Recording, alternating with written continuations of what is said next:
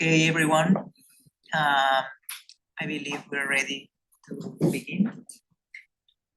I would like to welcome all to the RCOY, the Regional Conference of Youth, North America and the Caribbean 2026, under our theme, From Community Realities to Multilateral Action.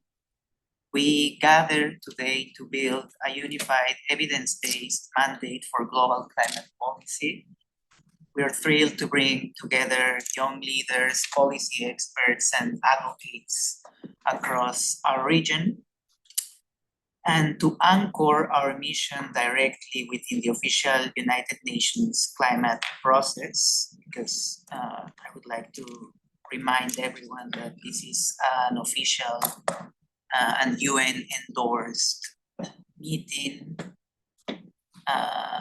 convened by YONGO, the official youth constituency by the UNFCCC. And that's why we will now view a special video statement sent by the UNFCCC's Presidency Youth Climate Champion, the PYCC. Carmen, could we please share the statement?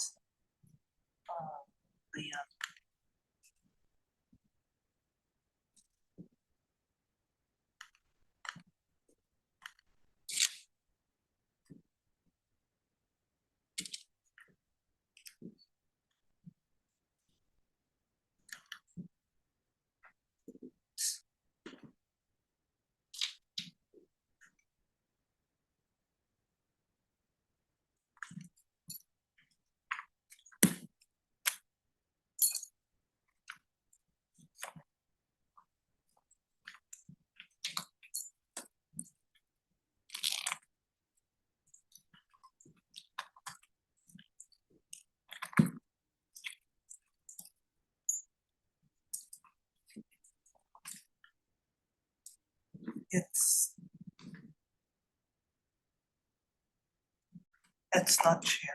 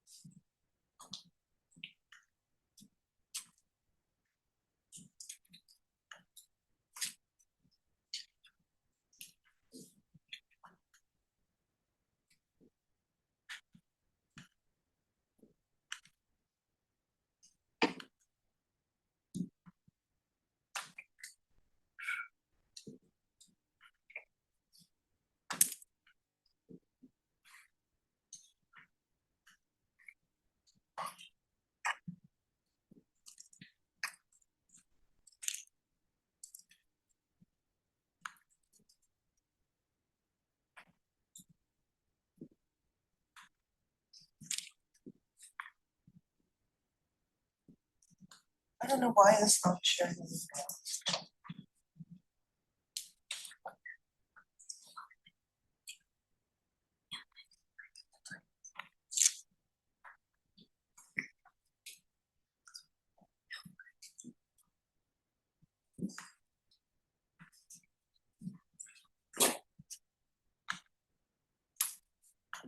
Just grab it. Okay. Yeah. Yeah.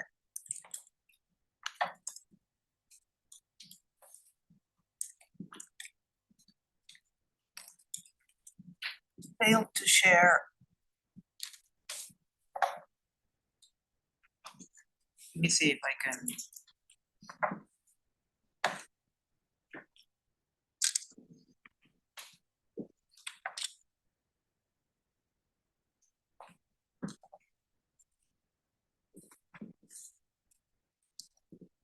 Yeah, it says host disabled attendee screen sharing.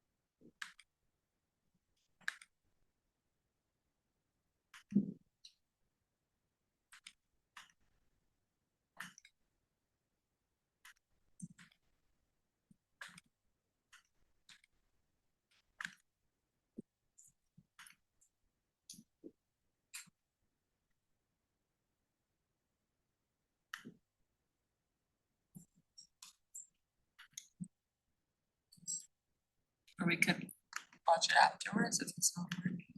Yeah, we could, although we would need to share the screen if we want to show the slides from the. I can just speak it also. Yes, I think the only problem is video.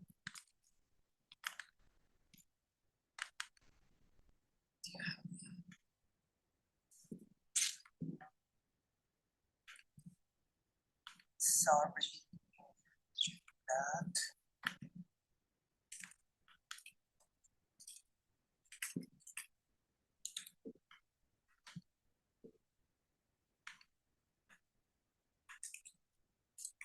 Made it. It worked, right? Screen share, but not the video. Video. Should we write in the chat what's going on? Or if you currently access to share. Share information.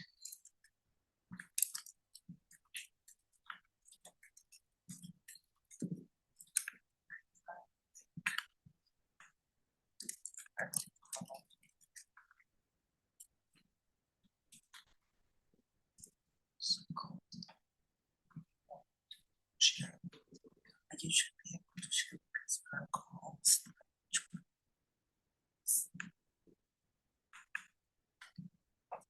Bahá'í.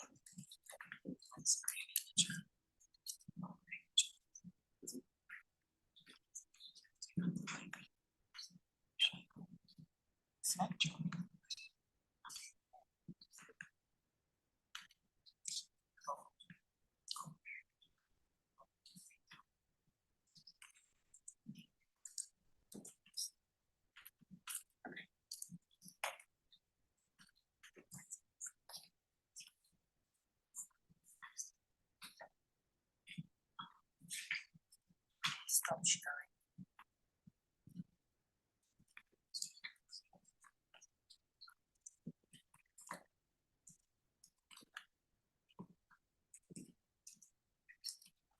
We apologize for the technical inconvenience.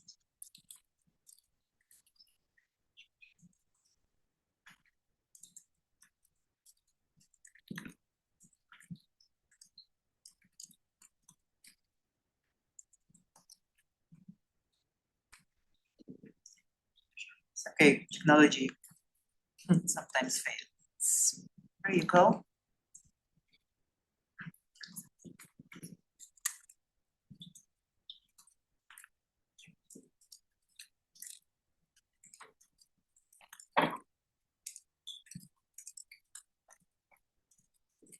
Now the sound.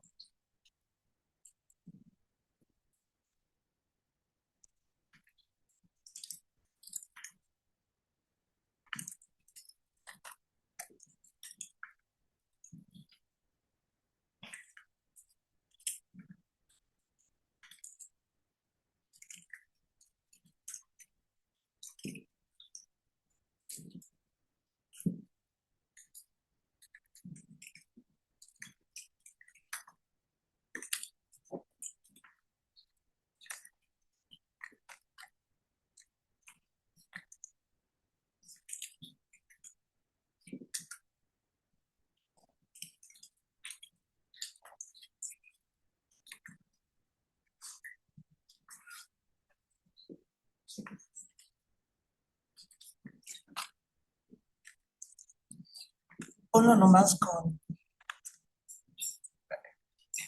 Creo que no tienes. Pero tiene subtítulos. Tienes. Sorry.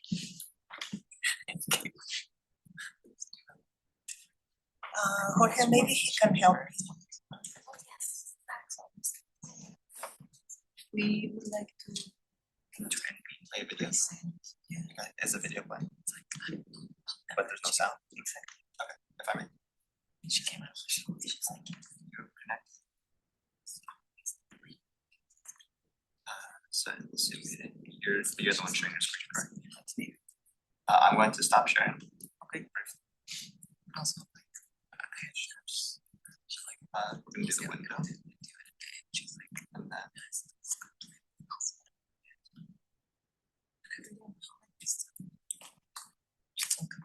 share.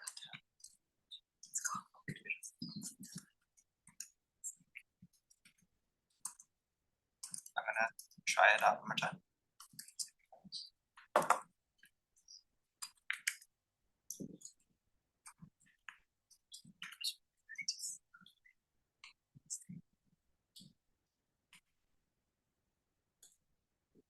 Mass, do you have some downloaded on your computer? Yeah, it's here where it won't open.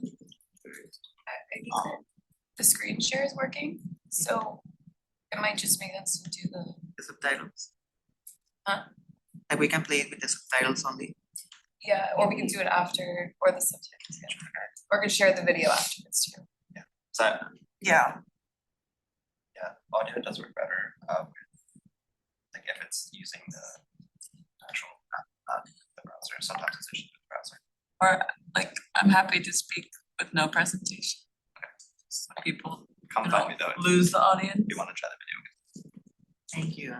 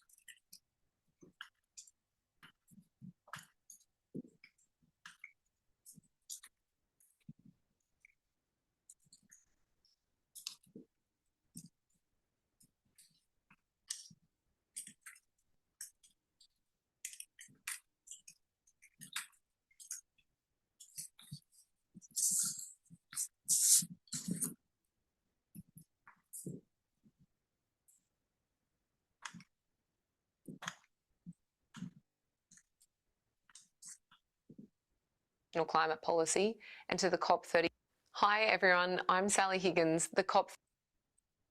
Okay, Okay, thank you. we have Sally.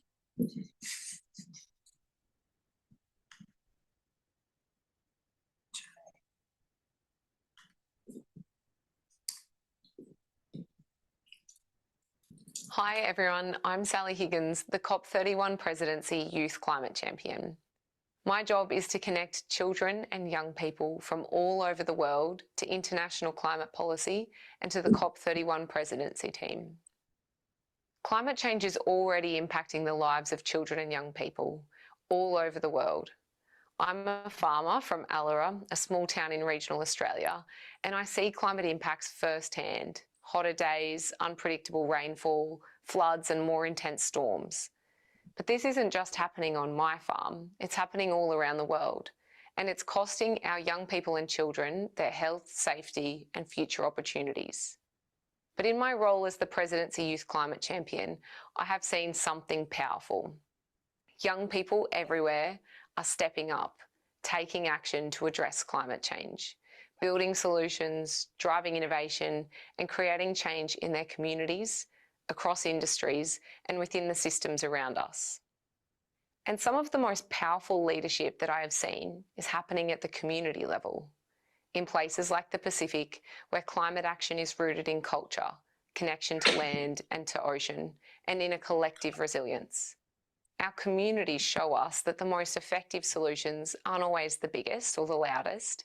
They're the ones that are local, inclusive, and led by the people who live the reality of climate change every day.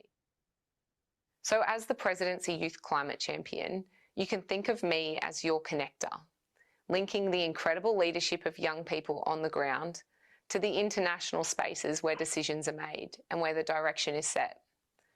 My focus is to strengthen the role of children and young people in climate action, moving beyond consultation, but towards genuine partnership, ensuring that young leaders aren't just part of the conversation, but a part of shaping and delivering solutions. So my message to young people everywhere is this: start local. Start with the places that have shaped who you are, your community, your land, your river, your ocean, your park, your beach. Because climate action doesn't happen in conference rooms, it happens in the places that we call home. And for me, that's on my farm and in my community. But where is that for you? What place in nature do you love? What do you want to protect and enjoy, not just now, but into the future, for our children's future and for our grandchildren's future? So we need to speak up about the places that we care about, to protect them, to show others why our future depends on them. And as we head into COP31 in Türkiye, this is our moment to lift ambition, to back youth leadership with real action, resources and power. So the opportunity is here, and so is the responsibility. Let's not wait for the future, let's change it together.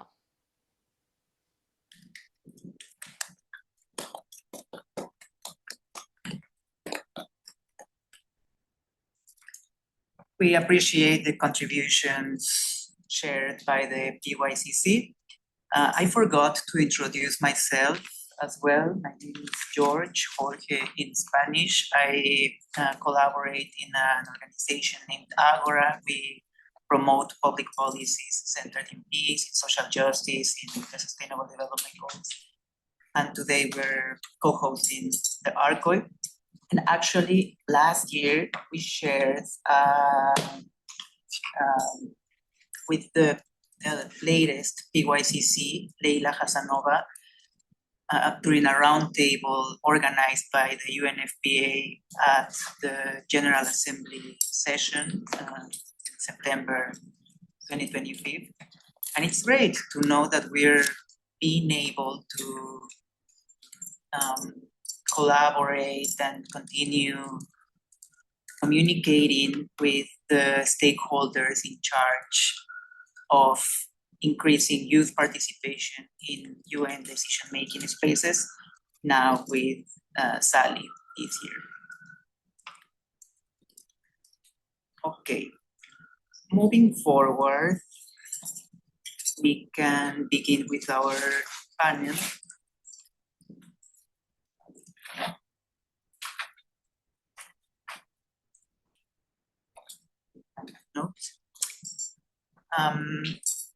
Today we will explore how local frontline realities intersect with high-level policy, finance, energy, water, law, and human mobility. And I will present each of our 6 distinguished panelists with their bio before directing a targeted question to each. Our first panelist joining in person today is Carmen Capriles. Carmen is an agronomist and environmental justice advocate with nearly 2 decades of leadership in sustainable development, agroecology, and climate action. As the founder and general coordinator of Reacción Climática, she bridges frontline community realities with international diplomacy, focusing on climate change, biodiversity, conservation, and indigenous rights. She's an expert negotiator and technical advisor in major UN frameworks. She leverages strategic vision and intercultural dialogue to empower grassroots networks and inform global policy. Carmen, thank you for being here with us today. And this is a question that we prepared. As an agronomist and advocate bridging frontline realities with UN diplomacy, how do we operationalize loss and damage funding so that it actually reaches the local level rather than getting stuck in bureaucratic transit? Carmen, you have the floor. Okay, thank you. Thank you, Jorge, for the question, and thank you for the invitation to be in this important space. Let me see if I can share my presentation. I try to have some slides to make it more interactive.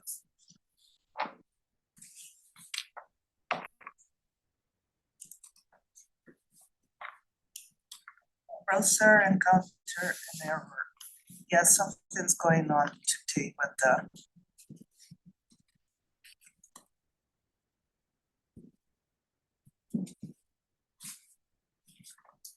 the technology is not working on our side. Yeah. Upload the presentation in the folder that we have, and I can. No, it's okay. Well, most of us know what the COP is, the conference of the parties to the UNFCCC, which is the United Nations Convention on Climate Change. So why is this so relevant for us and basically for our generation is that it's one of the biggest challenges that we have to face.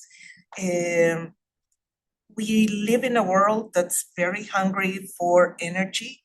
We have energy at our disposals that neither our grandparents had, and probably if we don't take care and we don't do the right measures, our grandkids are not going to have the amount of energy that we are consuming right now. And that is shown in many of our lifestyles, how we move, the kind of vehicles that we drive, and the amount of fossil fuels that we consume. And that amount of fossil fuels, it's not only the price that we get in the ticket or that we get in our invoices. The price, the environmental price, is much higher, and that is being reflected first in global warming. Many of you have seen fires all around the world. Before, you could only hear about fires probably in Africa or Latin America, but now we hear them in LA, in places like LA in the US, or in Canada, or in Spain, or in Italy. So what's going on? Is this normal? It shouldn't be.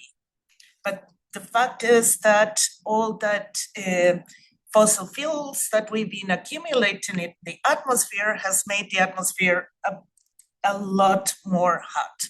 And that's turning our biosphere into fuel. And that's why we're starting to see fires everywhere. That's the whole thing about global warming is not that it's the temperature rises, but the fires rises. And we see that every day in the news. But the planet is not, it's kind of like a living thing. Many of us cannot explain why the average temperature of a human being is 37 degrees. That happens the same with the planet. We cannot explain why the optimal is 15 degrees. But as humans, we have decided that we're going to allow it to be 2 degrees hotter.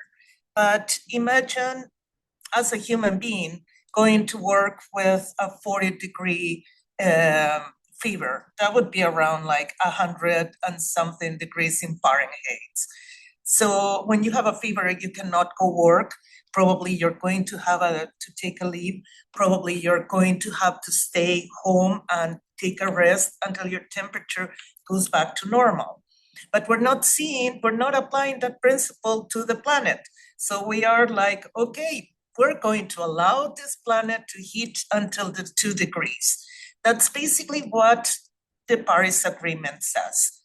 And the planet has all these mechanisms to lower the temperature, as we do. When we have a fever, we have a lot of symptoms and a lot of phenomena that happen in our body to try to lower the temperature. And that's what climate change is that effort of the planet to release that heat that we have. And that's reflected first in storms. It's like when you go inside a room and you turn on the fan, and that's how you lower the temperature, or you would turn on the AC. And we have the ENSO, which is the ocean, the Pacific Ocean, that absorbs the heat. Right now, we're facing a Super Nino because the ocean is absorbing all that heat, extra heat that we have in the planet. So, and that's been reflected in floods, that's been reflected in droughts in some places, especially in South America. And that those are like the consequences of this global warming, and they are reflected on this climate change. So this Super Nino that's been called Nino Godzilla, that was born on June 21st, and we are in the middle of it. We don't know how much it's going to last, is one of the consequences of this thirst that we have for energy. So there's a number of measures going on within the negotiations, starting by a text that, as I already explained, the 2 degrees solves nothing, but still we need to face all these consequences. One of the key issues is we try to do that through mitigation and adaptation. Adaptation is try to be fit, to be ready for whatever comes, and mitigation is trying to lower the gases that are heating the planet, basically. We are failing in both of them. We have tried to make this finance mechanism to support especially developing countries that cannot face these damages alone. And there is the negotiations in Turkey this year are going to be based on loss and damage, for example. This mechanism that is focused on when you have to face this kind of like climate change impacts like droughts or floods or something like that, especially in countries in the south that cannot recover easily. So the thing about loss and damage is that it's a mechanism that we still, when a disaster happens, you need immediate action and you need immediate funding. And that's what we're seeing, for example, in what happened with the earthquakes in Venezuela and now in Colombia. So they need the help right now. Problem is that it becomes so bureaucratic that the finance has to go to different entities until it finally can reach the people affected. And by that time, the disaster is already over, people have recovered, people are moving on, and what happens with the money? So the thing is how you make an effective mechanism that can allow you to put money and access money right when you need it. And the problem is that many of these communities that need the most resources to face this kind of like impacts, they do not have internet. They're rural communities, they're isolated, they don't have means of communication, they don't have, they've been like marginalized for a lot of reasons. We can talk about indigenous communities, we can talk about Afro-descendant communities that have been neglected by many of the governments.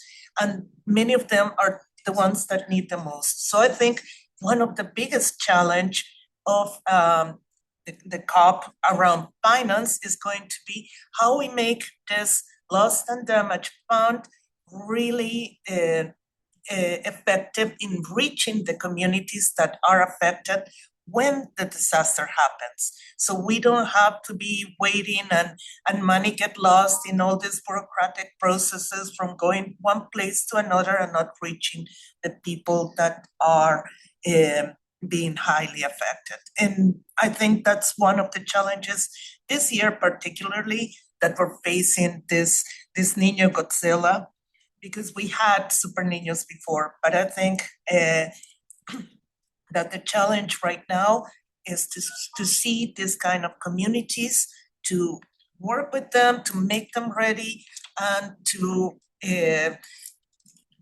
have an eye on them until they can, if something happened, they can recover and they can move on. And not only the alternative is migration. And we know that migration is a problem all over. So the best way to stop migration is working with local communities so they can access all the services, they can access, they can be ready, they can adapt, they can help with mitigation, but they have all the means to survive whatever happens, and that the rest can like have a security support for these communities. And I think that would be the challenge for Turkey. Thank you.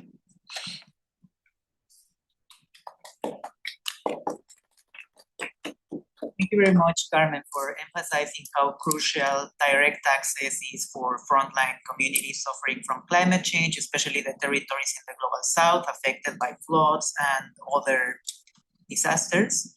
Your points set a strong foundation for our policy statement. Now we turn to our next panelist, who is also with us today, but virtually, Omar. He is a Syrian youth advocate and sustainability professional currently working in corporate social impact at Kindrill. With a background in youth advocacy and federal environmental policy, he has engaged in international forums, including COP and Youth for Climate. His work reflects a commitment to lifelong learning, adapting to complex challenges, and creating meaningful impact in both corporate and policy spheres. Omar, thank you for joining us. Given your work in corporate sustainability and federal policy, what role must the private sector play in financing and implementing sustainable decarbonized systems for resilient cities, and how can youth hold them accountable? Hi, Jorge and everyone. Thank you so much for having me, and apologies for not being able to be in person today. So quickly, a few things that I would say. Moving from working with youth directly or being part of things such as RCOY, which I still am part of, to working on the corporate side, I've noticed differences in lots of things, mainly because, how would I say, in the corporate world, there's a lot of focus on compliance. And when I say it would be compliance with things such as the CSRD, Dora, as well as many others. And as you know, working at a tech company today comes with lots of things, especially in the responsibility side. When you're looking at things such as data centers. Data centers consume a lot of water. This has been one of the things that has been a concern, how would I say, from my side as a person coming into a tech company, as well as lots of climate advocacy groups.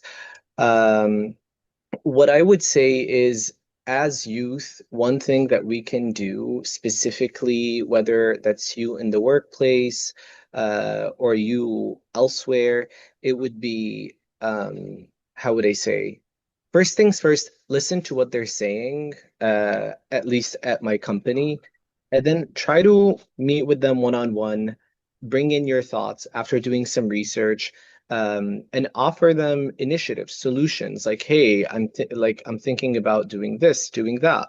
And one example for that would be when you're looking at how would I say data centers specifically.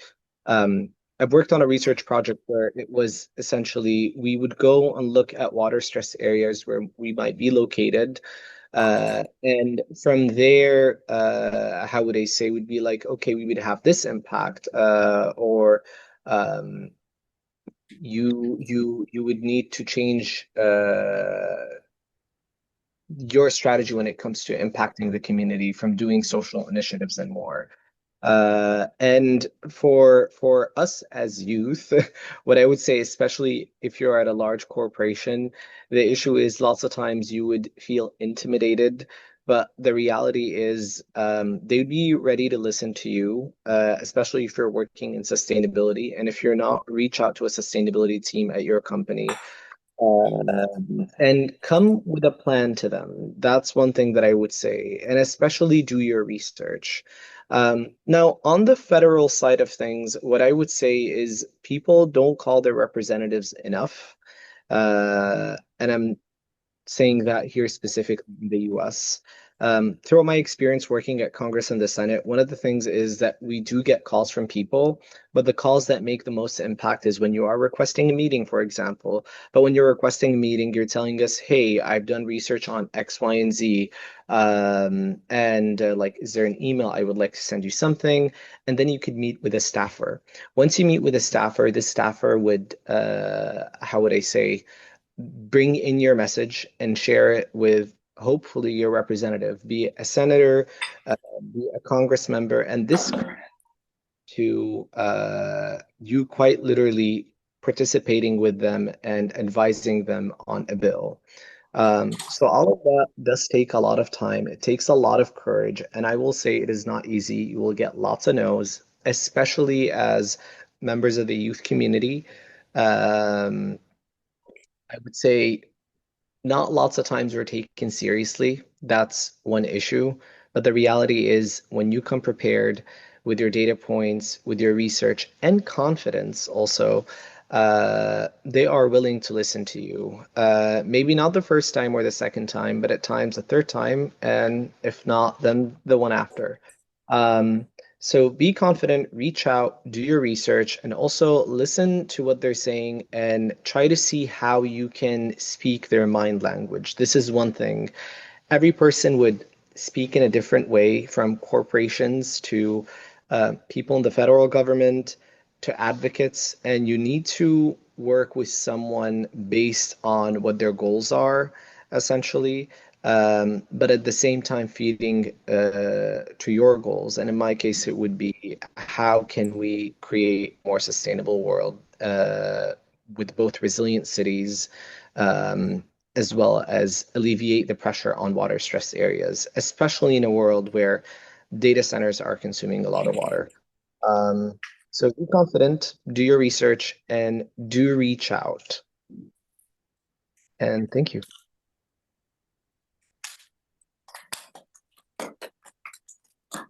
Thank you, Omar.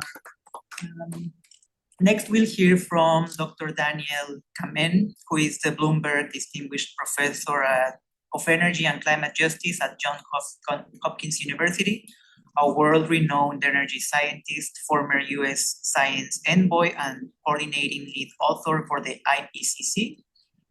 He's a pioneer in renewable energy deployment and just energy transitions. His work combines advanced energy systems modeling with practical implementation to accelerate decarbonization, expand energy access, and advance equitable climate policy worldwide. Dr. Carmen, welcome.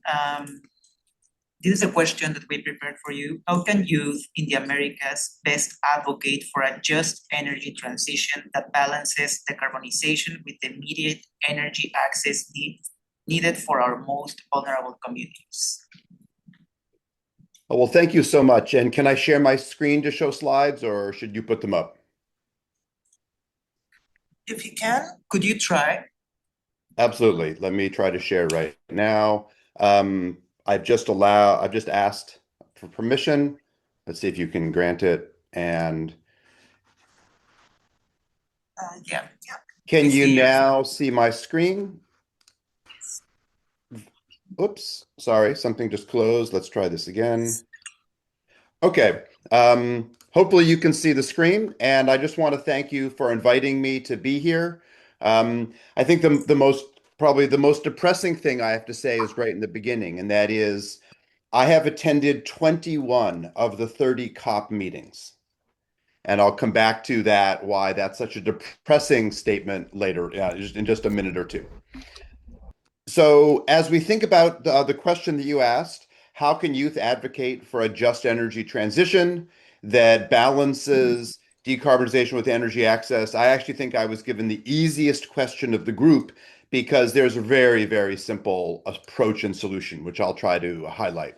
So let's simplify the process. And that is, I agree with Omar that you must do your homework, you must understand the issues, but thankfully right now, the information available is quite direct. And in my case, starting again, my first COP was in 2004. And so this is a curve that many of you have seen. This is the rising climate temperature, the so-called climate stripes. And you can see along here all of these climate meetings that we've had. The Kyoto meeting, the Paris meeting, the Copenhagen meeting, the one coming up in Turkey, all these meetings. And you see that the amount of greenhouse gases in the atmosphere has continued to rise, getting more and more serious. And so what you heard in the first talk about the 2-degree target, and I was part of the US delegation that negotiated the 2-degree number down to 1.5 degrees Celsius.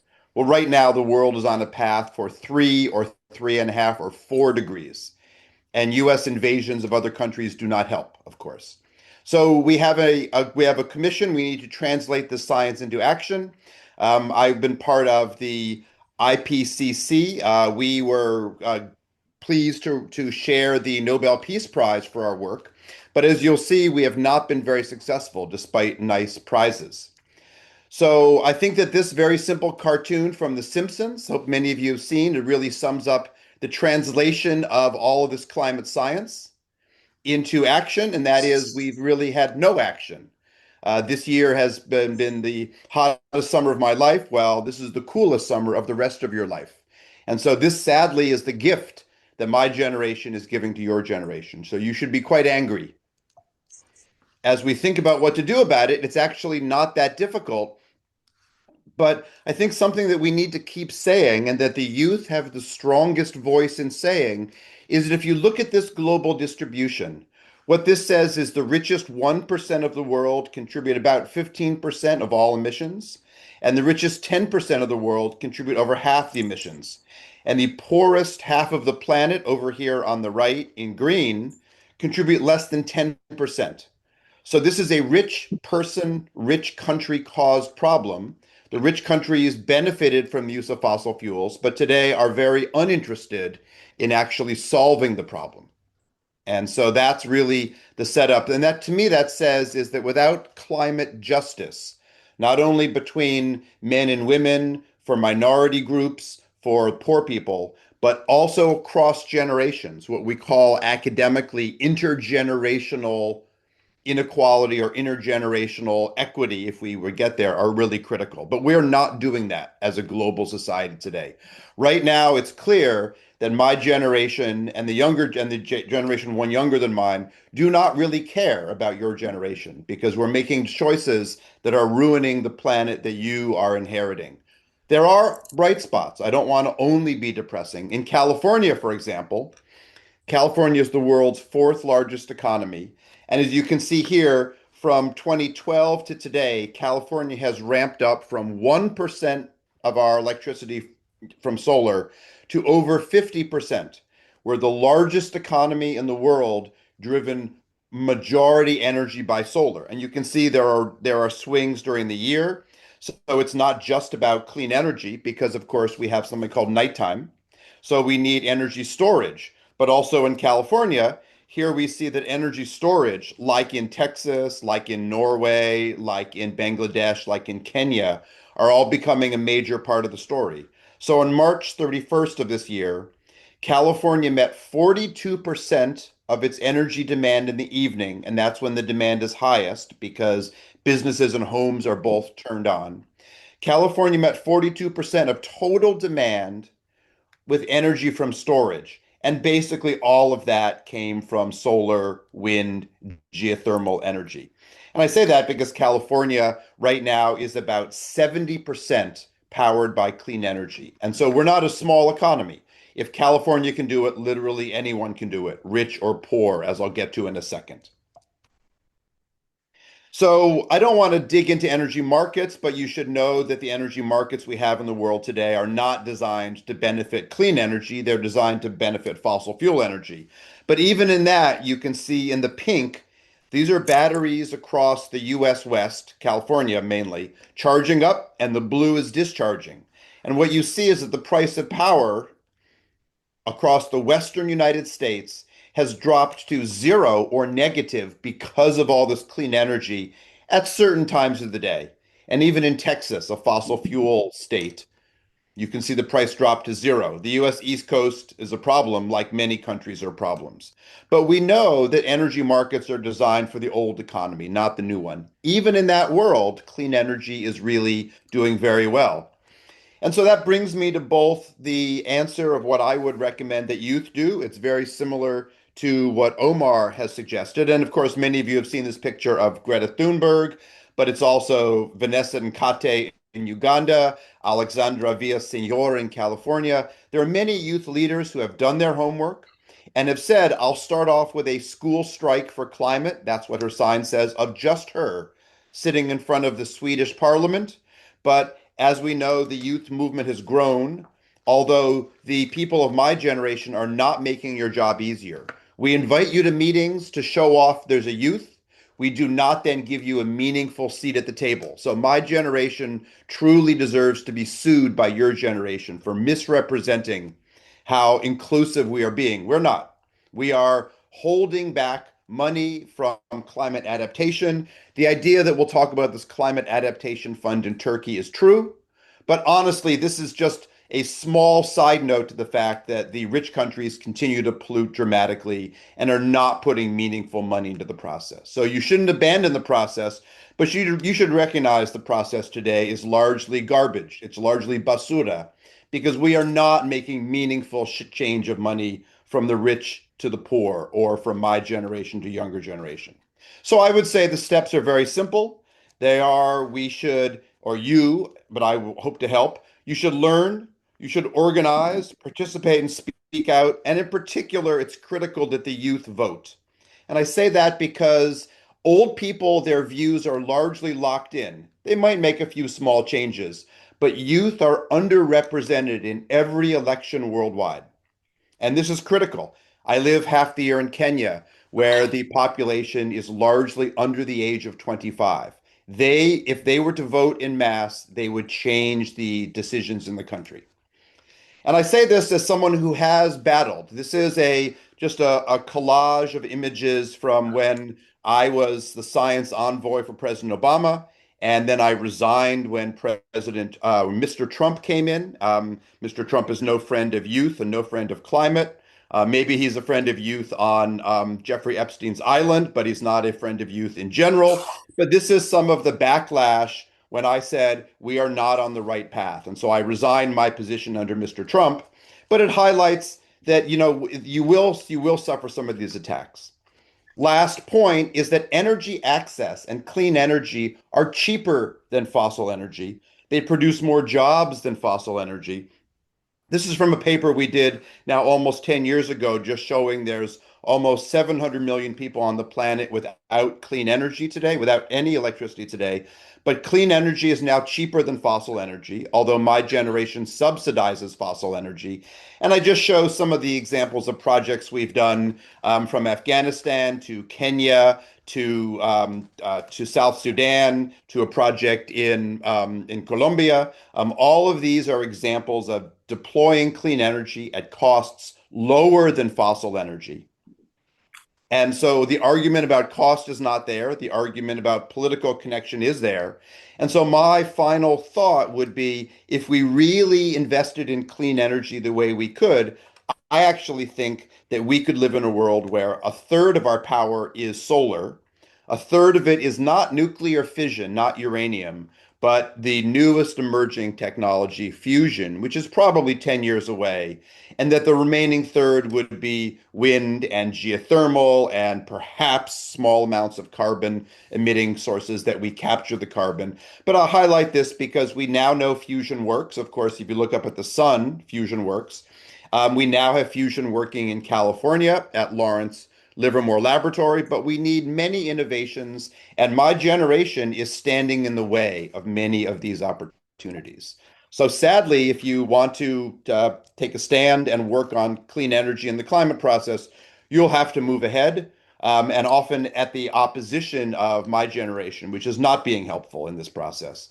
I list here the linkages for my laboratory, for the podcast we do, but really I encourage you to do exactly what Omar said. Learn, engage, vote, and be ready for people in power not to be useful because the climate process is one really designed to maintain the status quo, not to move positively to your generation. So thank you for the chance to speak, and I hope this is not just depressing, but also hopeful and inspiring. And I'll put the link from my website for my laboratory here if you're interested to participate, to come to some of our workshops. And thank you so much.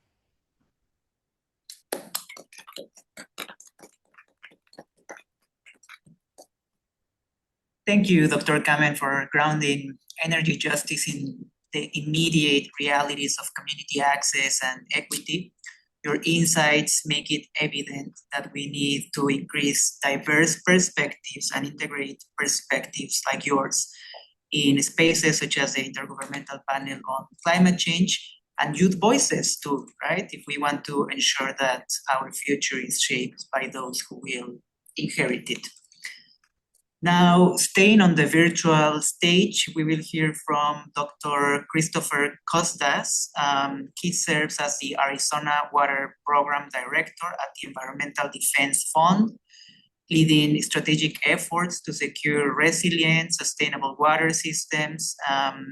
He's a member of the Arizona Governor's Water Policy Council, specializing in water management, governance, and social ecological systems, working collaboratively with farmers, tribes, and local governments to ensure policy decisions reflect community values and build long-term climate resilience. Dr. Costas, are you there? Yeah. Thank you. Let me see the question. Thank you for being with us, and your work involves complex stakeholder groups, tribes, farmers, and governments, as I just said. How do we ensure that resilient cities planning doesn't leave rural or marginalized voices out of the governance process? Thank you, Jorge. Good morning. Buenos dias. Are you all able to hear me? Yes, we can. Thank you. All right. Well, thanks to everyone here, and thanks to the leaders here, the young leaders and leaders who are young at heart. Thanks for everything you're doing in this process. So to start, I'll share a little bit about myself. I'm from a small town in northern Arizona in the southwestern US. My family migrated here from what used to be Czechoslovakia, and my grandparents and parents worked very hard so that my sisters and I would have opportunities here that they never did. I grew up exploring red rock canyons in this region, fishing in small creeks with my dad and my grandpa. And now I have a 2-year-old daughter. And I want her to have even better opportunities than I've had. And that includes the opportunity to fall in love with the magical landscapes here and our communities in this part of the world. But whether her generation and future generations will have that opportunity depends on water security. And that's how I approach my work as the water program director with Environmental Defense Fund. Our mission is water security for all people for generations to come. So I'll start my comments just with an idea that water security is a lot more than engineering and policy. It's also about communities having the power to shape their own future. I think about the human right to water in the same way. The human right to water is about more than pipes and faucets. Of course, those are essential. They're super important. But the human right to water is also about dignity, opportunity, and people's freedom to choose their own future. And I just want to point out to you all in this process that the ability of people to choose their own future, groundwater, the water beneath us, below the ground, is absolutely central to that. So billions of people around the world, including people in my community, depend on groundwater. That includes many of our rural communities and the farming regions where we grow our food and that are most vulnerable to climate change. And our groundwater supplies in these places are declining rapidly. And as our world gets hotter, groundwater is becoming even more important to our ability to adapt and continue living in the places that we love. So I would look at groundwater as central to the human pursuit of self-determination. If a community loses access to the water beneath it, it loses the ability to decide what its own future looks like. So when we talk about resilience, it's about more than how much water we have. It's also about who gets to decide what the future looks like and who has the power to make those choices real. For Indigenous peoples, that means sovereignty. Tribal nations are sovereign nations with unique rights and relationships to water that need to be acknowledged and respected. For our rural communities, water security and resilience means self-determination, and our rural communities are increasingly getting organized in more places around that idea. I worked for a good period of time in Central America, and I saw rural drinking water systems get organized across regions to earn new recognition from central governments. And here in Arizona, for longer than I've been alive, many of our rural communities have had no ability whatsoever to manage the groundwater beneath them. So people have watched wells go dry, land sink, homes actually crack in half as the land sank beneath them. Livelihoods have slipped away, and in some cases, I've had partners in areas where neighbors have had to share water with each other in jugs or even take bucket showers because groundwater loss has been so significant. But that is changing here. Residents and farmers started organizing several years ago. Neighbors started talking to neighbors. They started showing up at public meetings. They built coalitions across communities, across regions. And people who did not agree about a lot of things actually found that they did agree on shared values, like protecting their communities, sustaining our family farms, and giving the next generation a shot. And ultimately, these communities have changed here in Arizona an entire system of water governance. Groundwater is now protected here in 4 new rural regions for the first time in history. And that's the power of locally led collective action. So I recently asked one of my local leaders who I've worked with for years about what he hoped others could learn from his experiences changing the world around him. And he said, I hope we showed that even small communities like ours have the power to change our future. So my community, like many others around the world, we face a state of water bankruptcy. We are dependent on groundwater that is hugely vulnerable.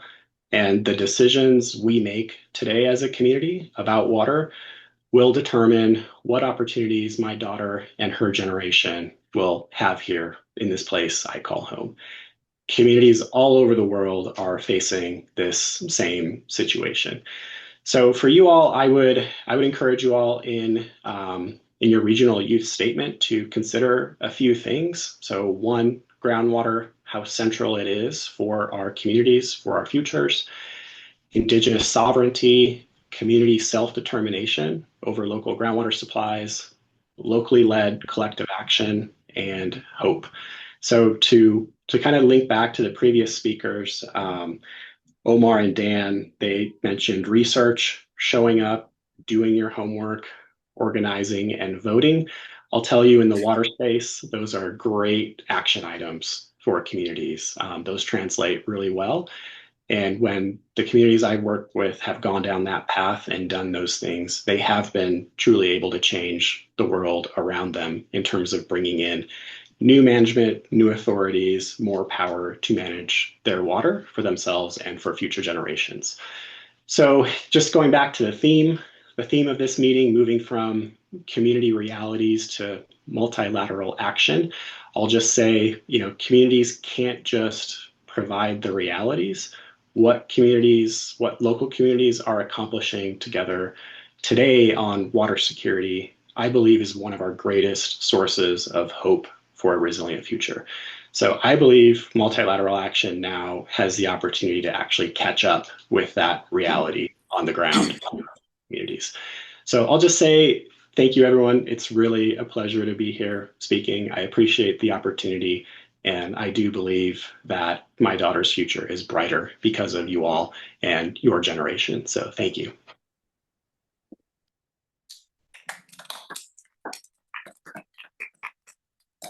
Thank you, Christopher.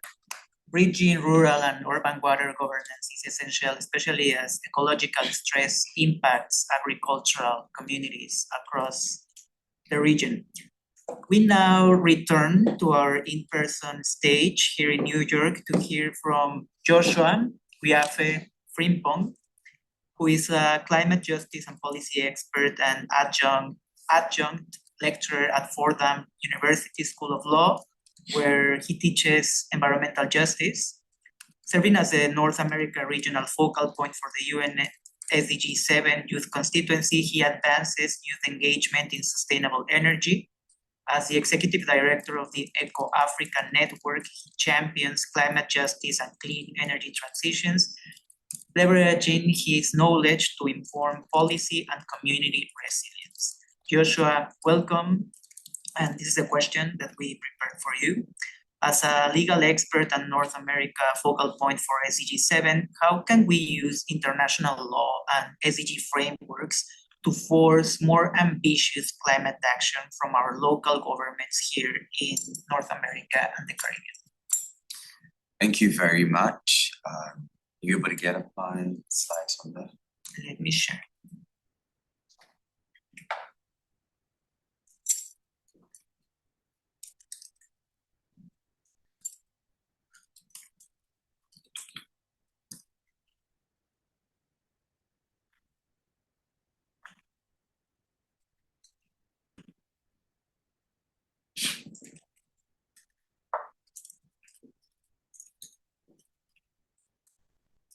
There you go.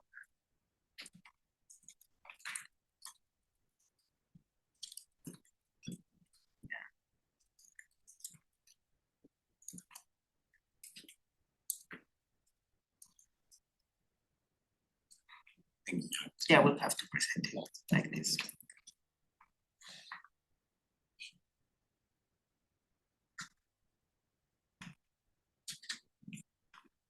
Is it okay if we present it like this?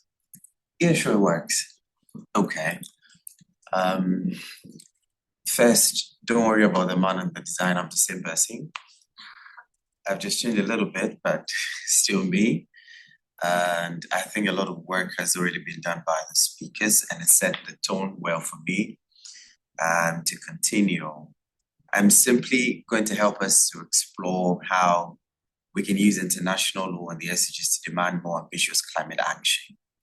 And I know that the question on your minds, and as a matter of fact, the question that has been on the mind of many other people over the years is whether or not international law matters in our fight against climate change. Because we meet at Bonn, we meet at COP, we meet at UN General Assembly, regional conferences, youth conferences like this. And when we get back home, the problems persist. Our government's commitment to positive climate action does not meet the scale of the crisis. Communities remain vulnerable, climate finance falls short. So your questions are very legitimate. However, the answer to that question is yes. International law has and continues to shape our response to climate change. But before we delve into knowing how, I think that we may have a myriad of people on the call that we need to also provide some basic information for them to know. So we'll simply just touch on some important things. And basically, when we say international law, what do we mean? I think that because we're born into domestic environments, the idea that we already have is the architecture and the structure of how our domestic laws work. And so usually when people hear about international law, they're expecting the same thing to happen on that particular front. And so the first thing you need to know is that international law does not come bearing the same characteristics, the same architecture, structure as our domestic law. And you can make the arguments that other scholars have made is international law, but we'll not delve deeper into that. Today, we're essentially looking at the basics. International law simply is the body of rules that govern the relations between states and international actors. How are they created? Just a little bit similar to our domestic laws. They're created through treaties. So you have the written agreement between the states. You have customary international law, which simply is saying that there's some practices that have been done by the state over the years. And so we tend them to have some legal obligation and general principles and sometimes to judicial decisions, which we'll look at later on, for example, the ICJ advisory opinion. But essentially, this is what international law is, and it formally creates rights, duties, standards, and procedure for states. So how two states act, what they do, the decisions they arrive at, the agreements they enter into, all of them evolve into what international law simply is. Can we have the next slide? But then what are climate international law? Is it any different from what international law generally is? No, it's not. It is only a specification, a particularization of what broadly international law is. So when we talk about international climate law, we're simply looking at those rules that address climate change, emissions, adaptation, mitigation that some of the speakers have already spoken about, and then the established obligations and expectations for the state.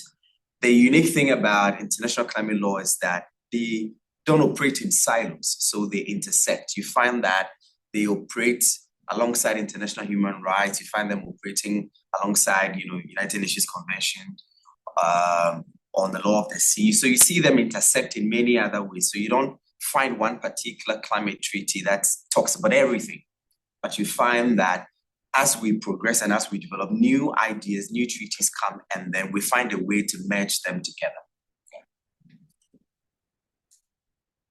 But then how are these laws made? I mentioned already that there's a distinction between how our domestic laws are made and then international law is made. So we have the treaty agreement between the states. It's adopted, signed, and then ratified. Ratification essentially means that the state is formally indicating its intention to be bound by that particular treaty. And when we say accession is that a treaty already exists before that particular party wants to enter into that particular treaty. But for accession, usually the treaty must have some provisions inside there that allow for that state to want to enter. And then, of course, entry into force. But the distinction here, which is key, what is important to know, is that a treaty being adopted and signed on international level does not automatically translate into domestic law. So you cannot print, for example, the Paris Agreement and walk to your mayor and say, Mayor, this is Paris Agreement, do that. It doesn't work automatically like that. It has a myriad of enforcement mechanisms, decentralized, that it adopts to implement a number of these laws that are made internationally. We'll look at them briefly. Come on, the next one. Then back to your question. So do we need international law? We do. Why? Because climate change is inherently transparent. What it means is that a ton of greenhouse gas emission that is emitted in the United States has far-reaching consequences to people who live farther away in Ghana, farther away in Africa, in Kenya, who have contributed nothing absolutely to that particular harm. And so if a phenomenon has its causes and consequences, transcending borders, then it essentially means that we cannot deal with it only with domestic law. It means we need an international community, international standards. We need some international law that would help shape our dealings of that particular issue. So yes, international law, we need international climate laws. It helps prevent that fragmented, every country for itself approach. That one time the United States wakes up and say, I want to do this on my own. You can also deal with yours on your own. Meanwhile, the problem that is emanating comes from the United States and affecting somebody farther away in Ghana. So we need that framework that prevents that self-centered approach to dealing with it. It also helps us create common standards and expectations, like we're all here with the same global objective, pursuing a temperature that is well below 2 degrees Celsius. That is an objective that international climate law allows us to work towards. It provides us legal basis for accountability and cooperation like the Paris Agreement, and it gives domestic advocates like us a framework to challenge our government's inaction. Why are you not doing A, B, and C? Because these are the commitments that you entered into on the global stage. So that's what international climate law allows us to do. Can we have the next one? Okay. And over the years, we've had a number of core international climate treaties. We'll run quickly through them. The UNFCCC, that's the Foundational Framework Treaty, establishing our formal recognition to climate change. We've had the Kyoto Protocol, essentially mandating legally binding emissions. We've looked at the Paris Agreement, which is of recent time, the primary document that is regulating our response to global climate crisis. Can we move on? We've also had the SDGs, and the amazing thing about the SDGs is that it helps us move away from just looking at environmental issues affecting us by also understanding that climate issues intersect with many other issues on development, on health, on education, on culture, on participation, on water, on hunger, on poverty, among many others. So that's essentially what the SDGs came in to do in 2015. And so you find that climate action is indicated in there as goal 13 as part of the major objectives that we're looking at reaching. And then, like I mentioned, there are other intersecting environmental frameworks. So the Montreal Protocol, we have UNCLOS, we have the Convention on Biological Diversity. We've also had landmark advisory opinions like the ICJ Advisory Opinion 2025, the International Tribunal on the Law of the Seas Advisory Opinion on how states have obligations to prevent marine pollution. And then we've had the Inter-American Court of Human Rights, that looks at states' obligation on the broader human rights perspective. But then we come to the most important part. How are they enforced? So we look at domestic implementation, and essentially means that once the laws have been made internationally and the states have ratified them, we look at implementing them locally. And a critical example of that is the New York Green Amendment Bill that has granted New Yorkers the right to clean air and water and healthy environment. The history before that amendment bill indicates that the New Yorkers were motivated by the increasing visibility of environmental injustice and the increasing incidence of extreme weather events that were attributable to climate change. And so what happens on the international front has a way of trickling down into our local terrain, and it empowers us to be able to say, hey, these are things that you've agreed, implement them locally for us to benefit from. We also have a number of them, like the domestic, for example, the case of Martha and Ontario in Canada, where 7 young people said, we don't agree to the objectives you set in the Cap and Trade Cancellation Act because it violates our rights and it increases the greenhouse gas emissions target that you're supposed to meet. And the court says, okay, sure, we'll hold it as justiciable. So it also allows domestic courts to say, okay, these are things you said internationally that you should abide by locally as well. So we hold you by it. Administratively, it allows us to also say that these permits that you're giving to these corporations to operate violates the objectives that you set internationally. And the critical example is the Shell case, where the Dutch Supreme Court said, Shell, reduce your emissions reduction by 45% by 2030. And although the court has overturned that particular decision, it gives us a precedent to know how a court would want to translate directly Paris Agreement from all the way at the time that it was made into a national occurrence, into a domestic terrain. We can also look at the treaty compliance, where Article 15, for example, of the Paris Agreement allows the PIAC to be able to review, assess the commitments that countries are making in terms of the NDCs. And many others. We can simply just move on. But how can we use it to achieve our climate objectives? We have to first advocate, and this is essentially the most important part of it. I think all the other speakers have touched on it briefly, that you need to show up, you need to do your research. You cannot be a good advocate if you don't have knowledge on the subject that you want to advocate on. So first, being informed is critical. It's a sine qua non to meeting your objectives as an advocate. But then again, if you leave the government, for example, to do the things that you want to do internationally, the government, when they come back, they will not indicate it internally. So our duty is to ensure that we force the hand of government to do the right thing. And the New York Green Amendment Bill is again another example that indicates that New York has voted and said that the initial environmental obligations are not sufficient for the growing world. So let's meet it. Again, implementation, ensuring that these goals are implemented, administrative accountability. And the last slide, so we wrap up. Litigation, like I said, we can test these issues in our courts, we can monitor, and then most importantly, the last thing, we mobilize. I'll end with this. Oftentimes when we talk about the ICJ's advisory opinion, we talk about it that the UN General Assembly referred it to the ICJ, and then we've had an opinion. We forget that that particular case was referred to the UN General Assembly by the Vanuatu government, which was initiated by students. It was initiated by students, not the government on its own volition, but it was by young people who said we're forming the Pacific Coalition to fight against climate change. They forced their government, and the government submitted it to the UN General Assembly. So we have the wherewithal and the capacity as young people to force change, to create the impact that we are looking for. And it starts with mobilizing. It starts with building that community with the same objective, the same aspiration, the same goal. So my task to you today is pick one government, pick one objective, pick one climate goal, and create the impact. Thank you.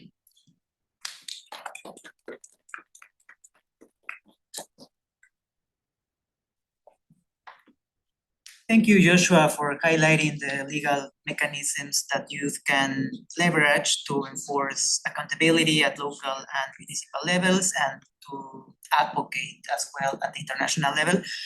And yeah, thank you for stressing out also the power that young people can have when trying to drive change. Finally, to round out our panel, we welcome in person Nikki Stauman, who is an expert in climate mobility and displacement with 10 years of experience at the intersection of migration, human rights, and peace building. And we have a question for you, Nikki. You focus on the intersection of human rights and displacement. How must our regional youth statement explicitly protect the rights of climate displaced population in our policies? Do you mind sharing the slides?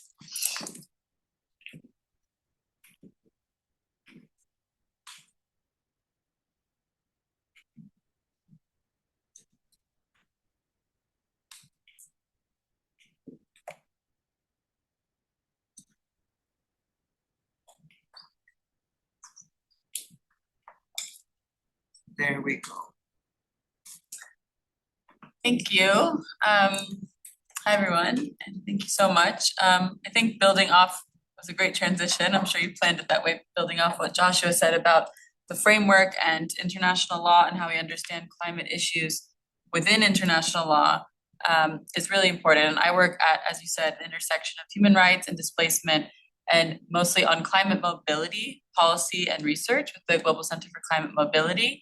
And so I want to bring a climate mobility lens to that conversation of international law and how we protect people who are mobile, who are moving, whether it's forced or voluntary, and how that fits within, what protecting the rights means, either from an international legal lens or from a local lens, or just kind of from a social well-being lens.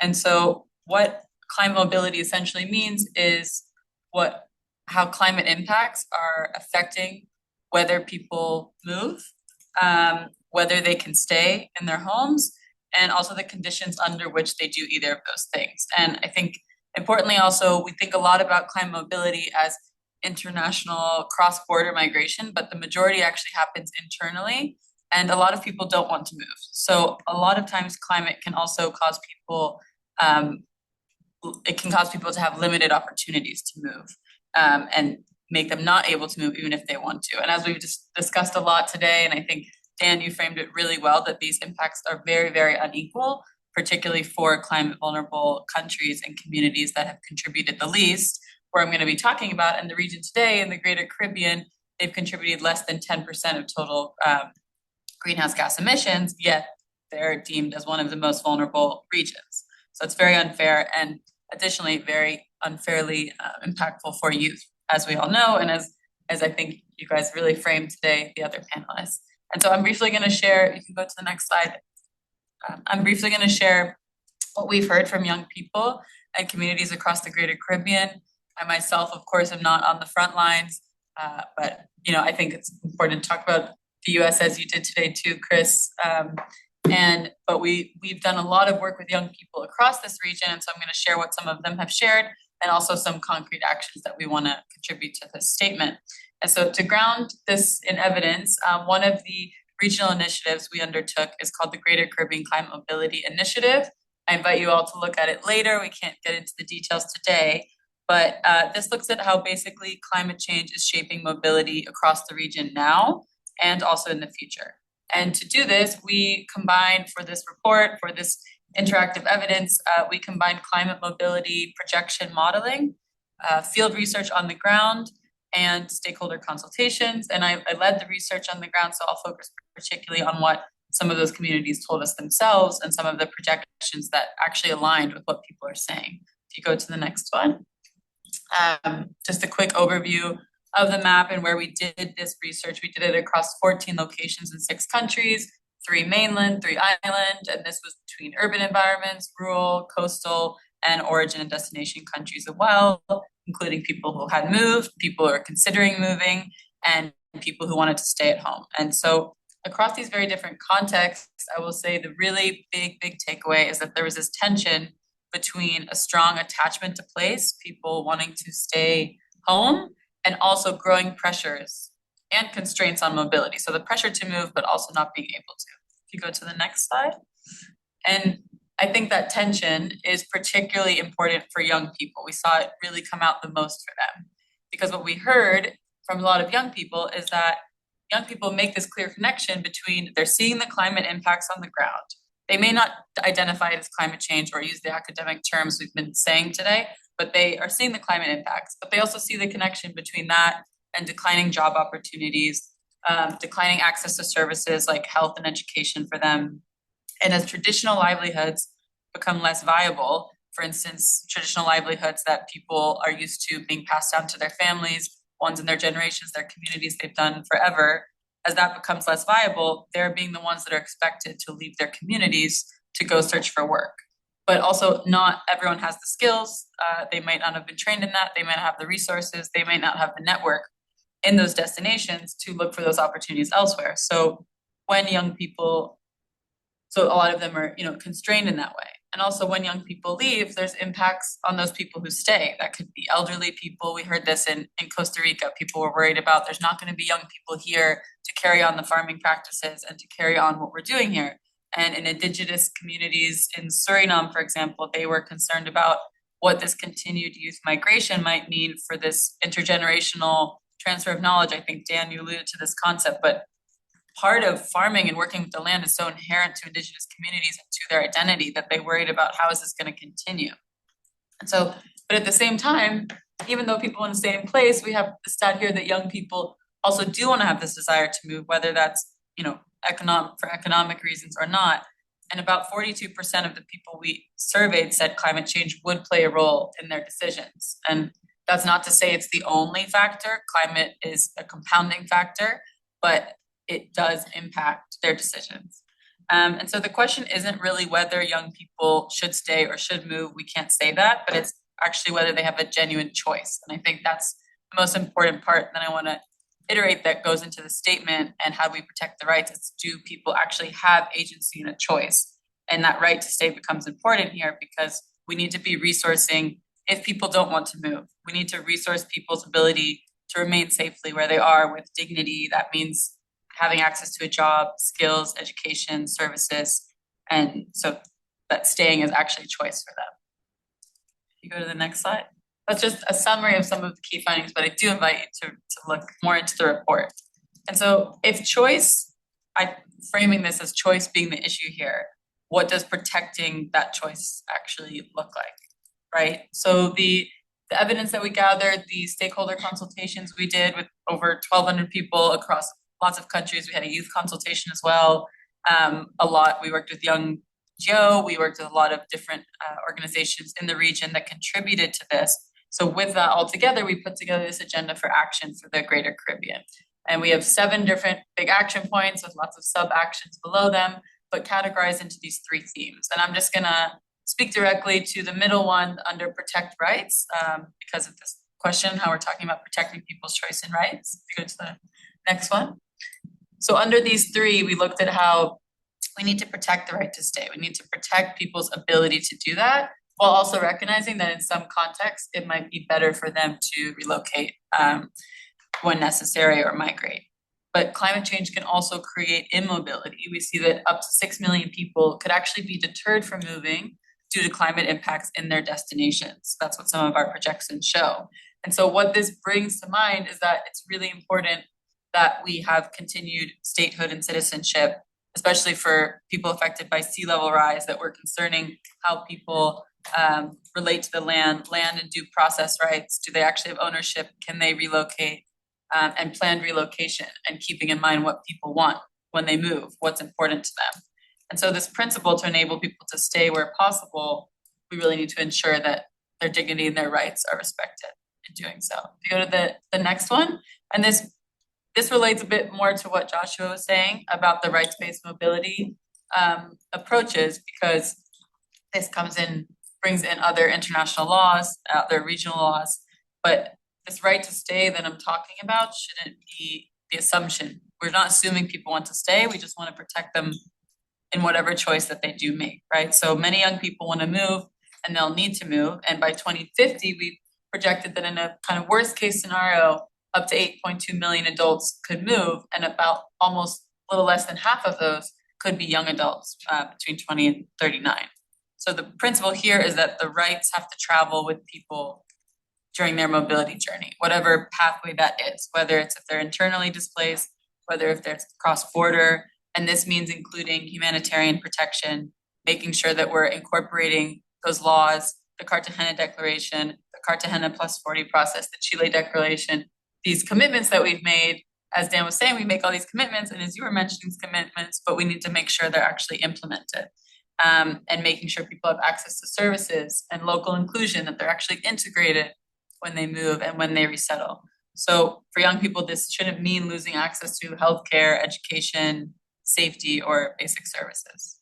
And the last one, if you switch the slide, under that umbrella of protecting rights, we need to be responding collectively to loss and damage. So I think a lot of my colleagues also here have talked about the damage that comes from climate hazards, and we see that up to 20% of GDP could be lost. An additional about 2 million people could be in poverty in kind of a worst case climate scenario. But what is also important here is it's not just economic losses, right? Loss and damage includes loss of place, loss of physical place. For Indigenous communities, place, they are one, right? And loss of culture, loss of Indigenous knowledge, loss of people's heritage and traditions, and social well-being. And we need to be able to quantify that kind of loss because that's just as important as economic loss. And this can be through disaggregated data, through tracking different funding, and we need to be able to mitigate loss and damage by, for example, strengthening healthcare systems, strategic litigation, as we've spoken about, holding polluters accountable, and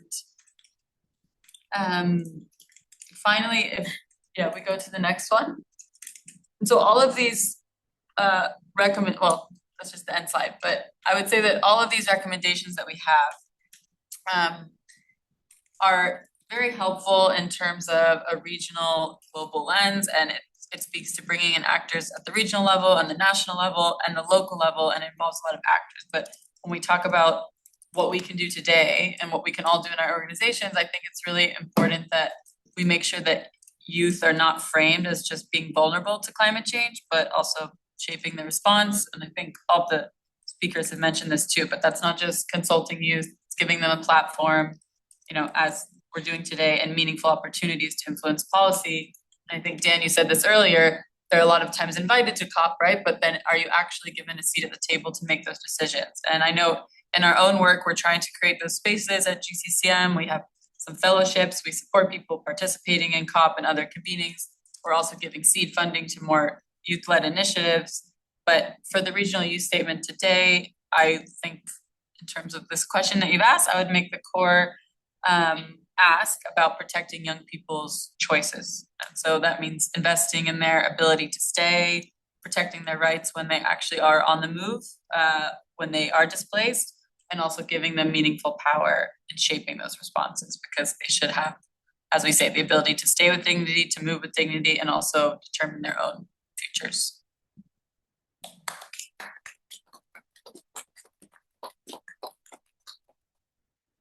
Thank you, Nikki, for presenting the findings of your reports. Your insights on the capacity of agency were truly fascinating.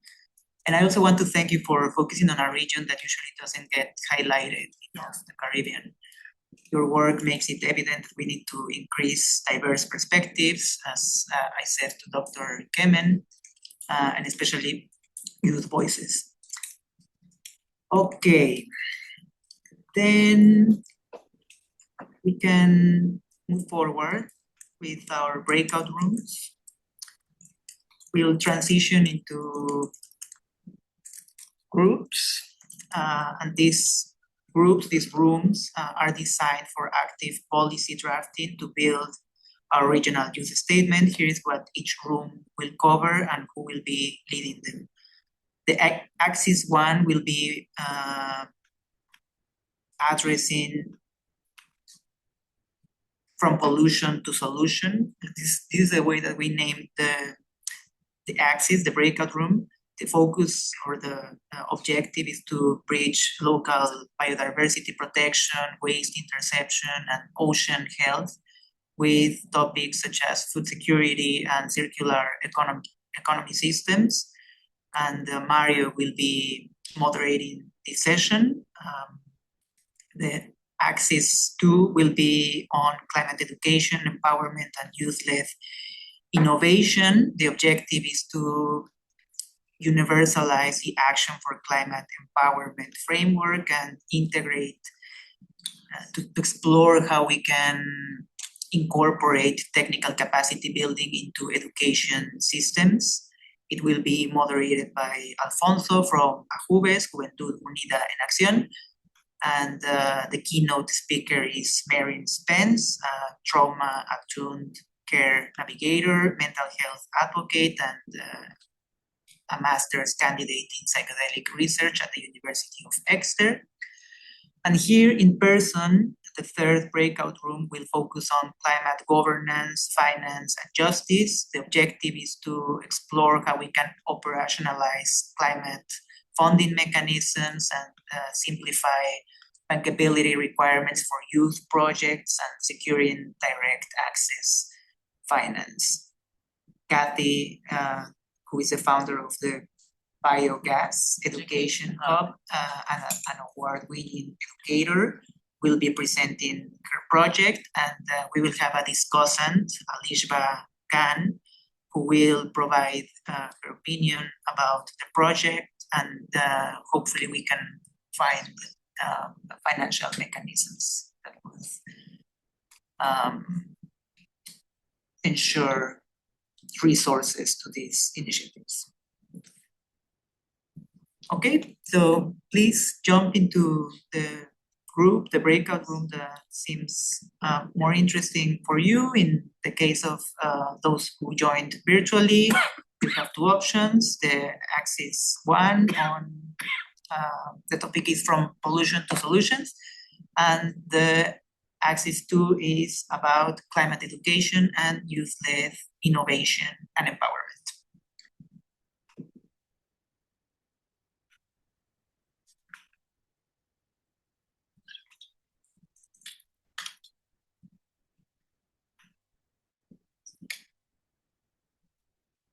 So we stay here for the climate justice.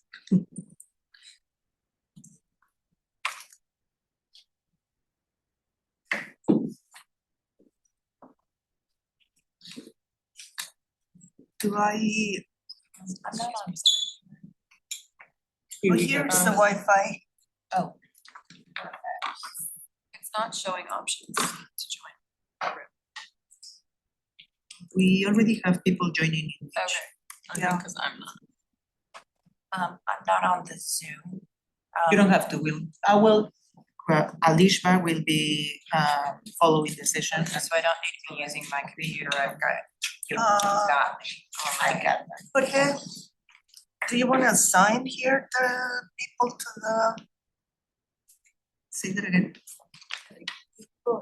They can join. I don't know.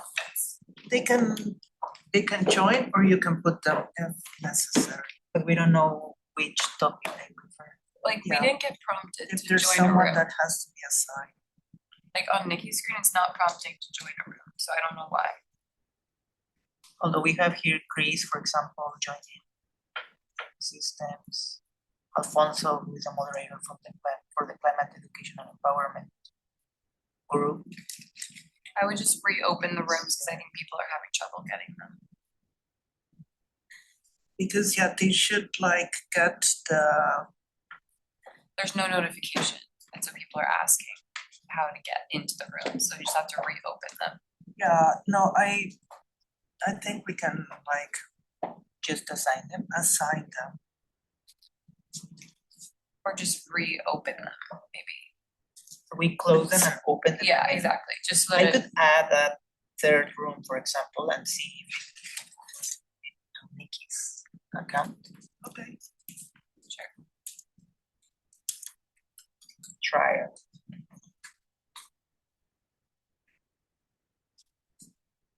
There's still no prompt, but there is a way to join it. You just have to go, oh, here, I think it's showing up now.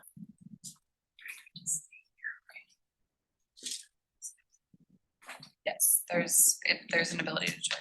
So everybody can go to the bottom of your screen and see breakout rooms and choose the breakout room that you want to join. So we have ecosystems, resilience, solutions to solution, and we have the education and empowerment. So please, if everybody can join any of those groups. So they want us to send people to the rooms. Mario, you have to choose, you go to the tab that says breakout rooms and you can choose which one to join.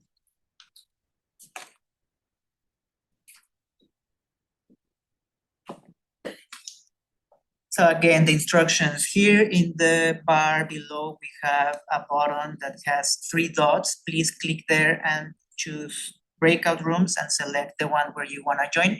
If you don't see that option, rename yourself on the Zoom, mentioning to in which topic they would like to contribute, and we can assign them. We have until 12:30 New York time to conclude with this phase.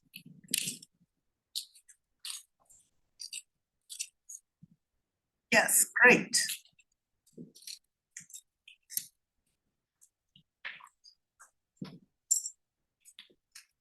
And Alishba will stay in the general room because we will need to have her here to listen to her.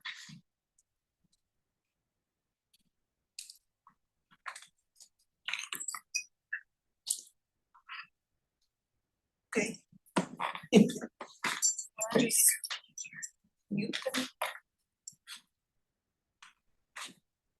I'm not sure if you can like hear from the.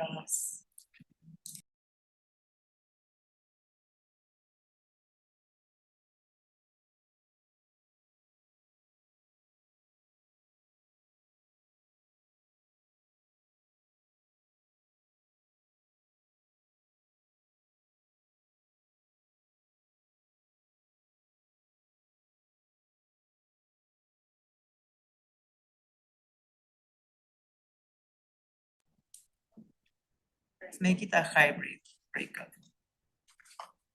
So no, you can talk with everybody that's still in this. Okay. That have not joined yet.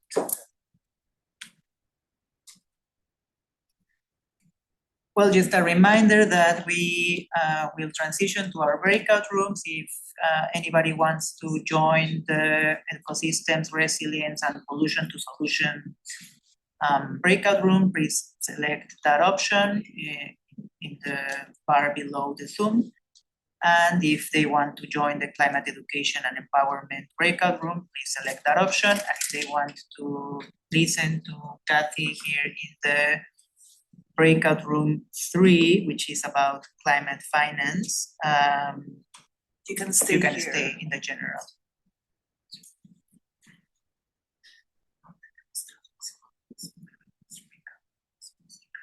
And we don't have translations in the breakout rooms, interpreters.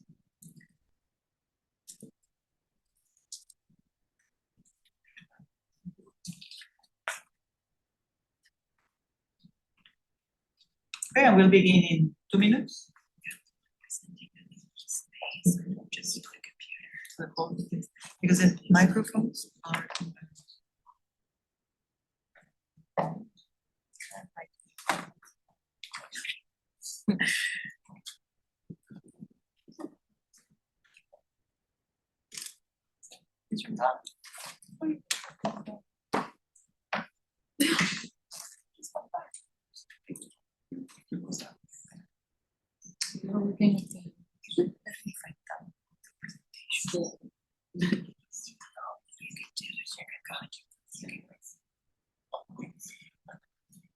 Yeah.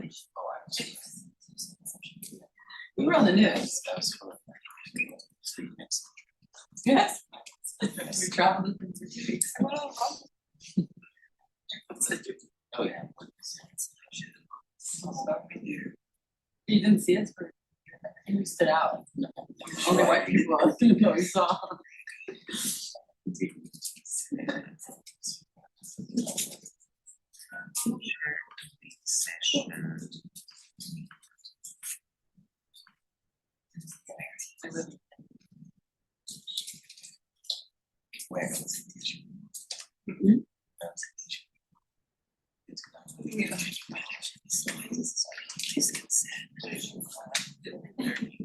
Yeah.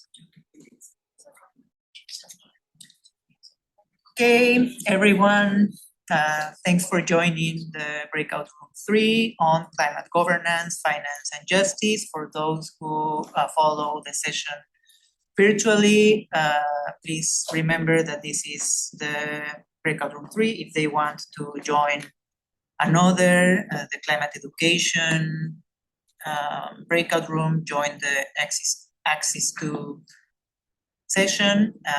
And if they want to join the session about from pollution to solutions, then join the Axis 1 breakout room. Here, our focus is to identify concrete fundable mechanisms to support community-led climate solutions and unlock direct access finance for youth. And to guide our policy consultation, we are joined by 2 exceptional experts. Let me introduce their bios. Kathy is an award-winning educator, permaculture designer, and advocate for small-scale biogas and community-driven energy solutions. She's based in Tilson, New York, and founded the Biogas Education Hub, making biogas knowledge accessible across cultures and climates. She teaches in the US, Haiti, and Belize, and leads online programs with participants across Africa. In 2023, she received the Women in Biogas Award for her leadership in biogas education. Thank you so much. It is really such a privilege to be here. So what I'm going to be sharing with you today is what is small-scale biogas, how it is an appropriate technology, as well as some upcoming pilots to really help support the people on the ground who are doing the work, which are biogas practitioners. So small-scale biogas is what makes it effective and so powerful is its simplicity. These systems use basic inputs such as food waste and manures. They go through an anaerobic digesters, the microbes inside those digesters. They eat up the organic residuals that then convert it into nutrient-rich fertilizer, fuel, which is often used for cooking. And that fuel can be used to power a microgrid, a generator, and also offer people an economic opportunity to make money and generate income. It also provides safe sanitation and primarily used for as a clean cooking technology, as biogas, when it is burned, is considered a clean fuel. So what makes small-scale biogas so accessible is that it uses often locally sourced materials that require no electricity or complex upkeep, and they fit very easily into daily life. You could see a picture of a woman here cooking on biogas, and it basically functions the same as LPG. It's gathering the manures from the dairy farm to put into the digester. And you can see this beautiful, rich liquid fertilizer that is completely free of pathogens, and it's rich in nitrogen, potassium, and phosphorus. And as you can see, it shows how this perfect fertilizer grows food, which is critical in many areas of our global majority areas where there is a fertilizer shortage, but guess what? There is no shortage of organic waste. So we have everything that we need, and used together at a community level, the small-scale biogas systems with the right supports helps us to achieve all 17 Sustainable Development Goals. So when I teach small-scale biogas, I like it to feel familiar and not technical. So I often compare these systems to something people are familiar with, because when communities create their own language and metaphors, they build confidence and ownership. And that is critical, because if a digester is neglected, it stops producing. But when it is cared for, it gives back to people every single day. So let's see. These are some different types of models of digesters that we typically see, in our tropical climates. So to the left is what's considered like a dome system that could be easily integrated into a septic system for a home. This is one of my colleagues in Haiti. He has a 55-gallon digester, which is ideal for kitchen waste. Another dome digester on the right. And on the bottom are what are called plug and flow digesters, in which food waste and manures go on one end and they travel through the other end. And these are relatively inexpensive, very low tech, and they do the job. So regardless of the model, the benefits remain the same, which is clean energy, less waste, safer sanitation, nutrient-rich fertilizer, all from simple closed loop system tailored to people's needs. Now, looking at this map to the left, it looks pretty bleak. This is like the volumes of charcoal that are used across the continent of Africa. So approximately 900 million people across the continent of Africa still lack access to clean cooking energy, often resorting to traditional, costly charcoal. And we're going to be talking about the true cost of charcoal with my next presenter, Rose Bazil, when she comes on. So biogas emerged as a transformative solution, and with potential to impact the lives of 300 million people. But, looking at this slide to the left, this is my problem side, is there are still many stumbling blocks. So across the continent of Africa, and we also see this in Haiti. I can personally speak from Haiti because that's where I've done the majority of my work. There is market failure. Many biogas systems in Africa were initially installed through development aid, and while that sounds admirable, it is inadvertently left to market and technology failure when these biogas projects were not supported by technicians. So it's very simple for something to go wrong. There could be like a little loop of water in the gas line and the gas is not flowing. And when a digester is just simply deployed somewhere and there's not a person to come and support you, then it kind of creates this negative feedback loop of it does not work. So the consequences include that communities that initially embraced the promise of biogas found themselves disillusioned, and the immense environmental and economic advantages of these blocks and systems really remain untapped. And so my right slide over here, this is where Biogas Unite comes in. And so you see this woman, she is carrying a B Energy biogas backpack, and she wants to do business with you.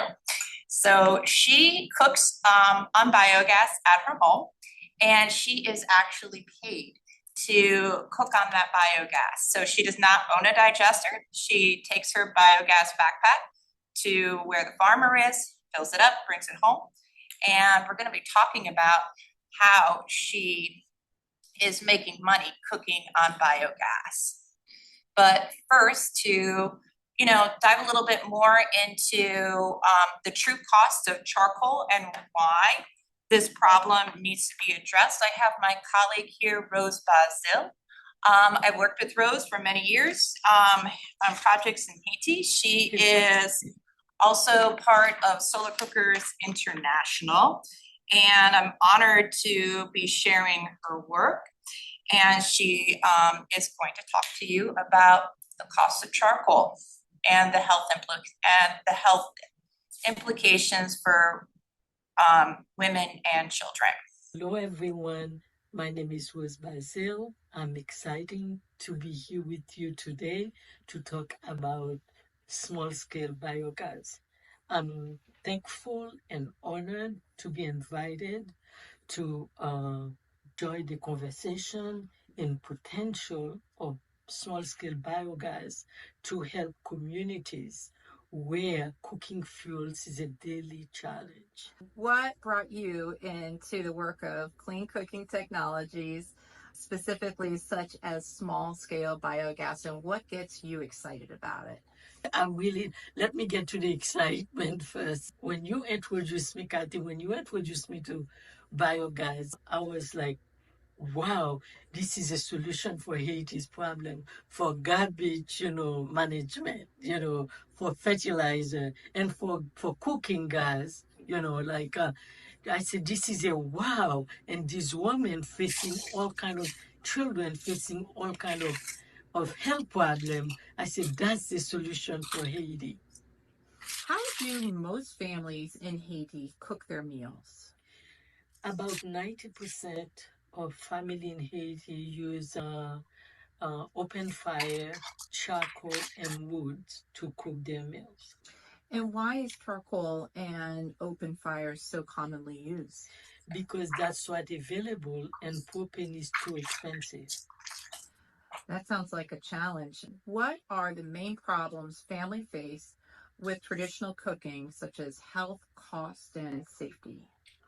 Well, open fire is very dangerous for burn, and we see a lot of children get burned and eyes problem with the women because of the smoke and lung problem. And it's expensive to go spend a lot of time to go and look for this, and it's expensive for the environment also because they're cutting the trees.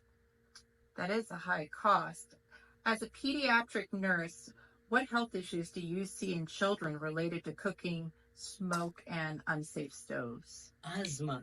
Children has a lot of asthma attack, and children end up dead like that because when there is lack of health care, and then when they get an asthma attack, and then they get asphyxiated because of they can't get oxygen. Thank you so much, Rose. We really appreciate hearing your perspective.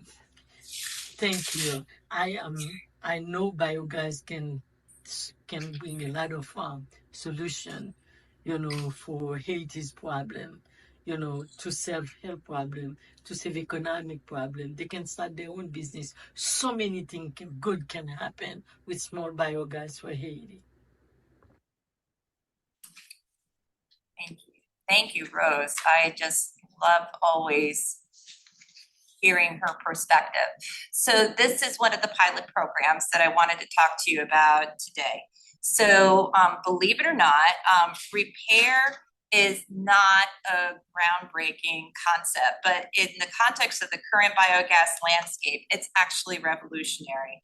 So a biogas system never dies. As long as you keep feeding it and take care of it, it is going to continue to give back to you. And so what we're thinking about is beyond repair. Once the technology is in place, the focus fixed towards bringing together the biogas sector with local governments, banks, and the big players of the industry to collectively shape the future of biogas and clean cooking in Africa, and tackling the problem of 900 million people lacking access to clean cooking fuel. So what you see here in that little green box, that is a data logger. So basically the heart of this program is the kitchen. And so the data logger gives us a lot of information from the person who is using the digester and cooking. So the data logger could be just attached to a kitchen stove. So it could be somebody that is just using the biogas that they bring home. And we could be logging how much cooking time they're getting with the data logger. And it also provides feedback for people who are distributors for these digesters. It measures pressure output, tells how the person is feeding the digester, and it provides the installer with all of this wonderful feedback from the customers who also have the digesters to anticipate problems and to provide real-time customer service to them. So this, so I am not Biogas Unite. Biogas Unite is actually founded by my dear friend and colleague, Catherine Putz. She is based in Germany, and her company is B Energy. So she is the one who innovated the B Energy backpack, as well as the aid-free model for biogas practitioners who work with B Energy. They essentially work directly with consumers. The consumer pays the installer to install the digester, purchase the digester, and also then to connect with Biogas Unite and have the opportunity to work with the program called CC Cash. And CC Cash is that program where people who are cooking have the data logger, can then be getting paid for their cooking time. So it is not enough just to deposit a digester. People need incentive, and people also need a means to pull themselves out of poverty. And that is like the whole message for CC Cash, is to provide that incentive. And so the next step is to be getting funding, hopefully from oil companies who are actually, extracting fossil fuels and increasing, emissions, to be paying for this, because the data is going to be collected and aggregated to have an actual number of people using, how much biogas they are using to be getting those payments. So hopefully, once this gets funded, we are really hoping this takes off. I think the most important thing right now for the small scale biogas industry is to be getting behind Biogas Unite, because its purpose is to also connect local people to their practitioners so they can get up and working with whatever biogas system that they have available. And this is a wonderful example right here of what that actually looks like in real time. So this is my friend Lazarus. He actually just won AD Hero of the Year with the AD Biogas and Industry Awards. And his work is so important in Zambia. And so he works a lot with schools, a lot with young people. And his main business that he does right now, he does installations at schools, and he also compresses the biogas so it can be used directly into a regular LPG stove. So he is one of those practitioners that people can connect with directly, if you're working in Zambia, to be gaining access to his expertise. And this is really what it's all about, really supporting the people on the ground who are already doing the important work. And so a project that I'm working on with Lazarus, I did a problems and solutions survey with 15 biogas practitioners. A specific area of need they also had was like marketing and promoting their business. And so I am working with a Haitian artist named Tony Louis, and our pilot is powering clean cooking with comics. And so the purpose of that is for biogas practitioners to have an easy way to share their work via WhatsApp. Do we have time to play that really quick? Yeah. Because this is basically it.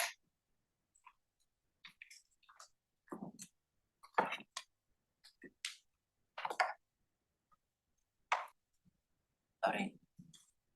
Oh, there's no sound. I don't know if they can hear it.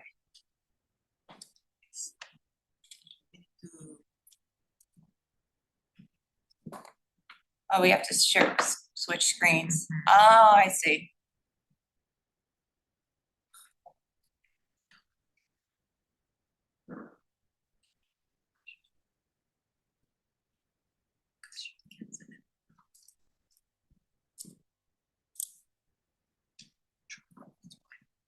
Can't get it to play, that's okay. Do people, oh, there you go. All right, see if it'll play.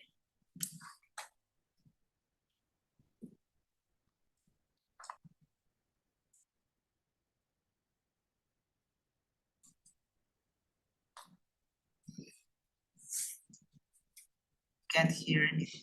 Well, it's okay.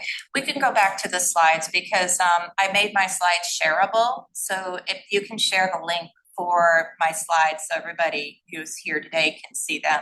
So we can just go back to the slides. That's all right. I'm almost done on the last slide. There you go. Last slide. All right, very good. So thank you.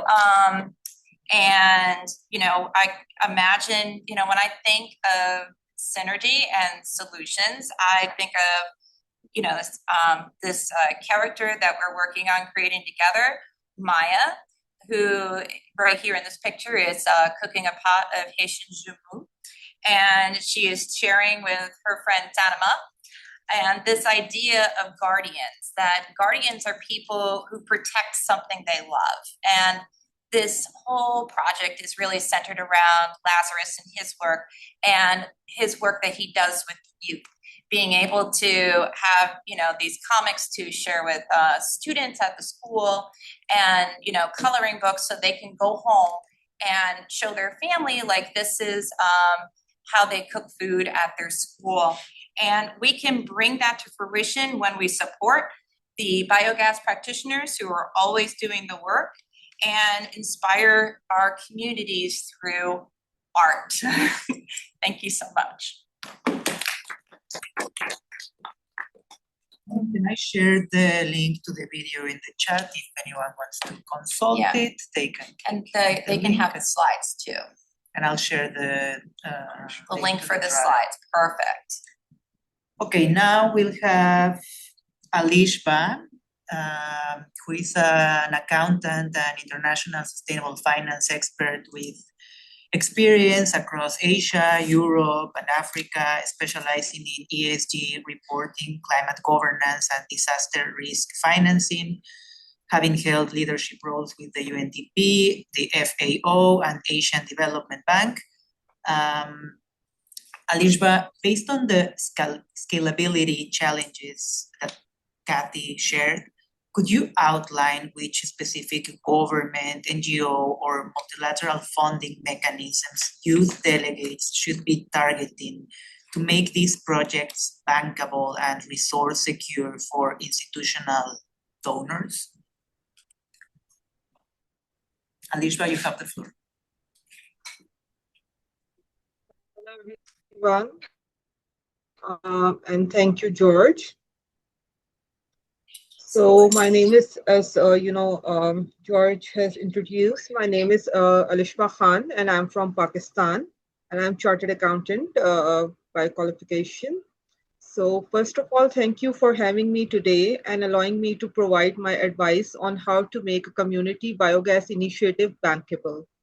So my work has been focused on translating complex climate and development challenges into practical farming and financing solutions.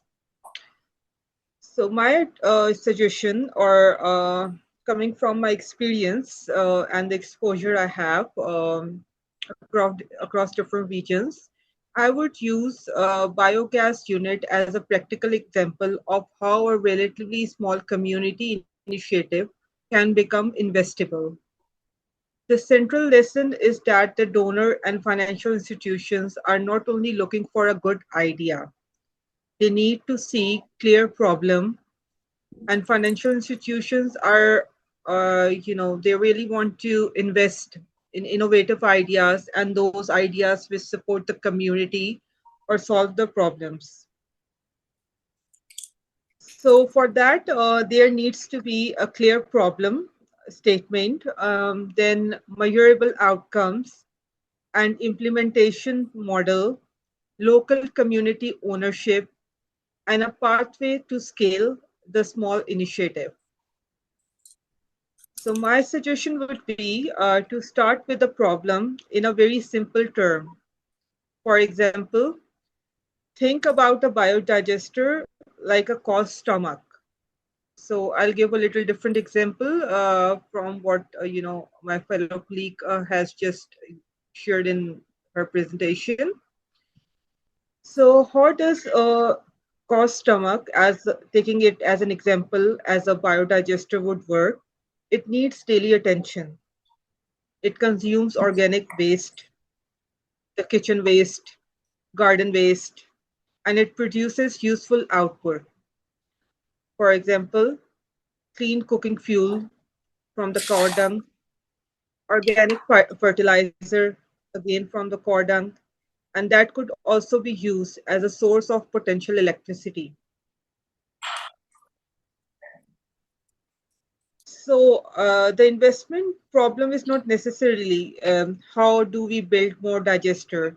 It is also how do we make the system already built work sustainability.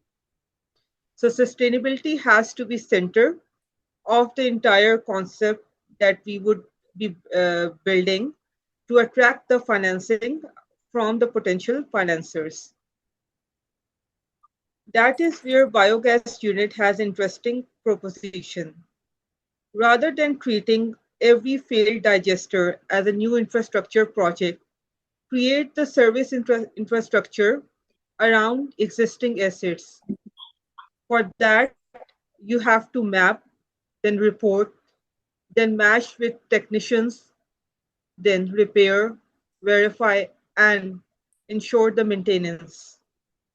As that has been explained in the presentation just before my talk. This changes the preposition for a donor as well. Instead of saying, give us money to promote biogas, the project can say, work. We will definitely government the system, restore them, create local technician jobs, verify functionality, and generate data showing which interventions would be viable and financially sound. So I have tried to give you an overview from different lenses that how this initiative should be taken, specifically when we have very small units. We focus on small community, small setup, and what actually the financiers or the funders they look for. Since we are associated with youth, so where does the youth or the small community or the small organization we have just seen in the previous presentation, they will actually find the money. So there are various options. First, NGO and philanthropic fundings. Youth organizations and the small organizations in a small community setup should target climate, clean energy, livelihood, and food system programs rather than simply searching for youth or small grant fundings. A biogas project can potentially fit several thematic funding windows simultaneously. As I have explained earlier, that biogas unit it supports various ideas and various solution to the problems through the core dung, as I just gave the example of biodigester like cow's stomach. Secondly, multilateral climate and development financing. Depending on the scale and the country, relevant pathways can include GEF small program, GCF accredited entities, UN programs, development bank technician assistance, and clean cooking and energy assess programs. So there are various programs running which support the small, the small scale initiatives, and they also plan and intend to support the next phases or the continuation of those small scale programs, which could be taken as a pilot programs if they are able to produce the desired outcomes. Then moving to the next, another idea, the third option could be the government mechanisms. Again, depending on the country, the region, and the setup. So for that, there should be mapping of the projects that we intend to take forward against the existing national priorities. For example, clean cooking, renewable energy, waste management, rural development, climate adaptation, agriculture, and employment. As the government department may be able to provide land, technical staff, data, co-financing, equipment, or access to communities, even where it is or it cannot provide the entire cash requirement. So this would be really supportive. Then another option or pathway could be corporate and the blended financing. So energy companies, banks, carbon market actors, and companies with ESG and climate commitments can potentially support deployment, technician networks, digital platforms, and result-based incentives for such initiatives. This is particularly attractive when the project can demonstrate carbon reductions, energy savings, jobs, and household level economic benefits. So since I come from the chartered accountancy background, so we have IFRS S1 and IFRS S2, which talks about the climate and the sustainability reporting and is now mandatory for the public and the private sector companies around the globe where it is applicable. So for that, the companies who have to follow and report according to the international accounting standards, following IFRS and also following as a part of the international accounting standards, IFRS S1 and S2. For them, these initiatives, this support, the financial support to such initiatives, support their reporting, and they are. This is also supportive for such private sector corporates and the private sector corporates and the other organization who are supposed to report ESG and CSR by the end of the year and show how they have supported the environment and the community development. So finally, I would just give you an overview. I hope I have a few minutes to conclude my talk. So how would such projects could be made viable when positioning, when you are putting in the position and when you are presenting it to the financial institutions to attract the financing. So I would recommend that the project developers should prepare concise 2-page investment concept paper and not a 50-page or 60-page long proposal initially. And it should answer, some 6 basic questions. 1, what problem we are solving? 2nd, who benefits and how many people? 3rd, what exactly will the money finance?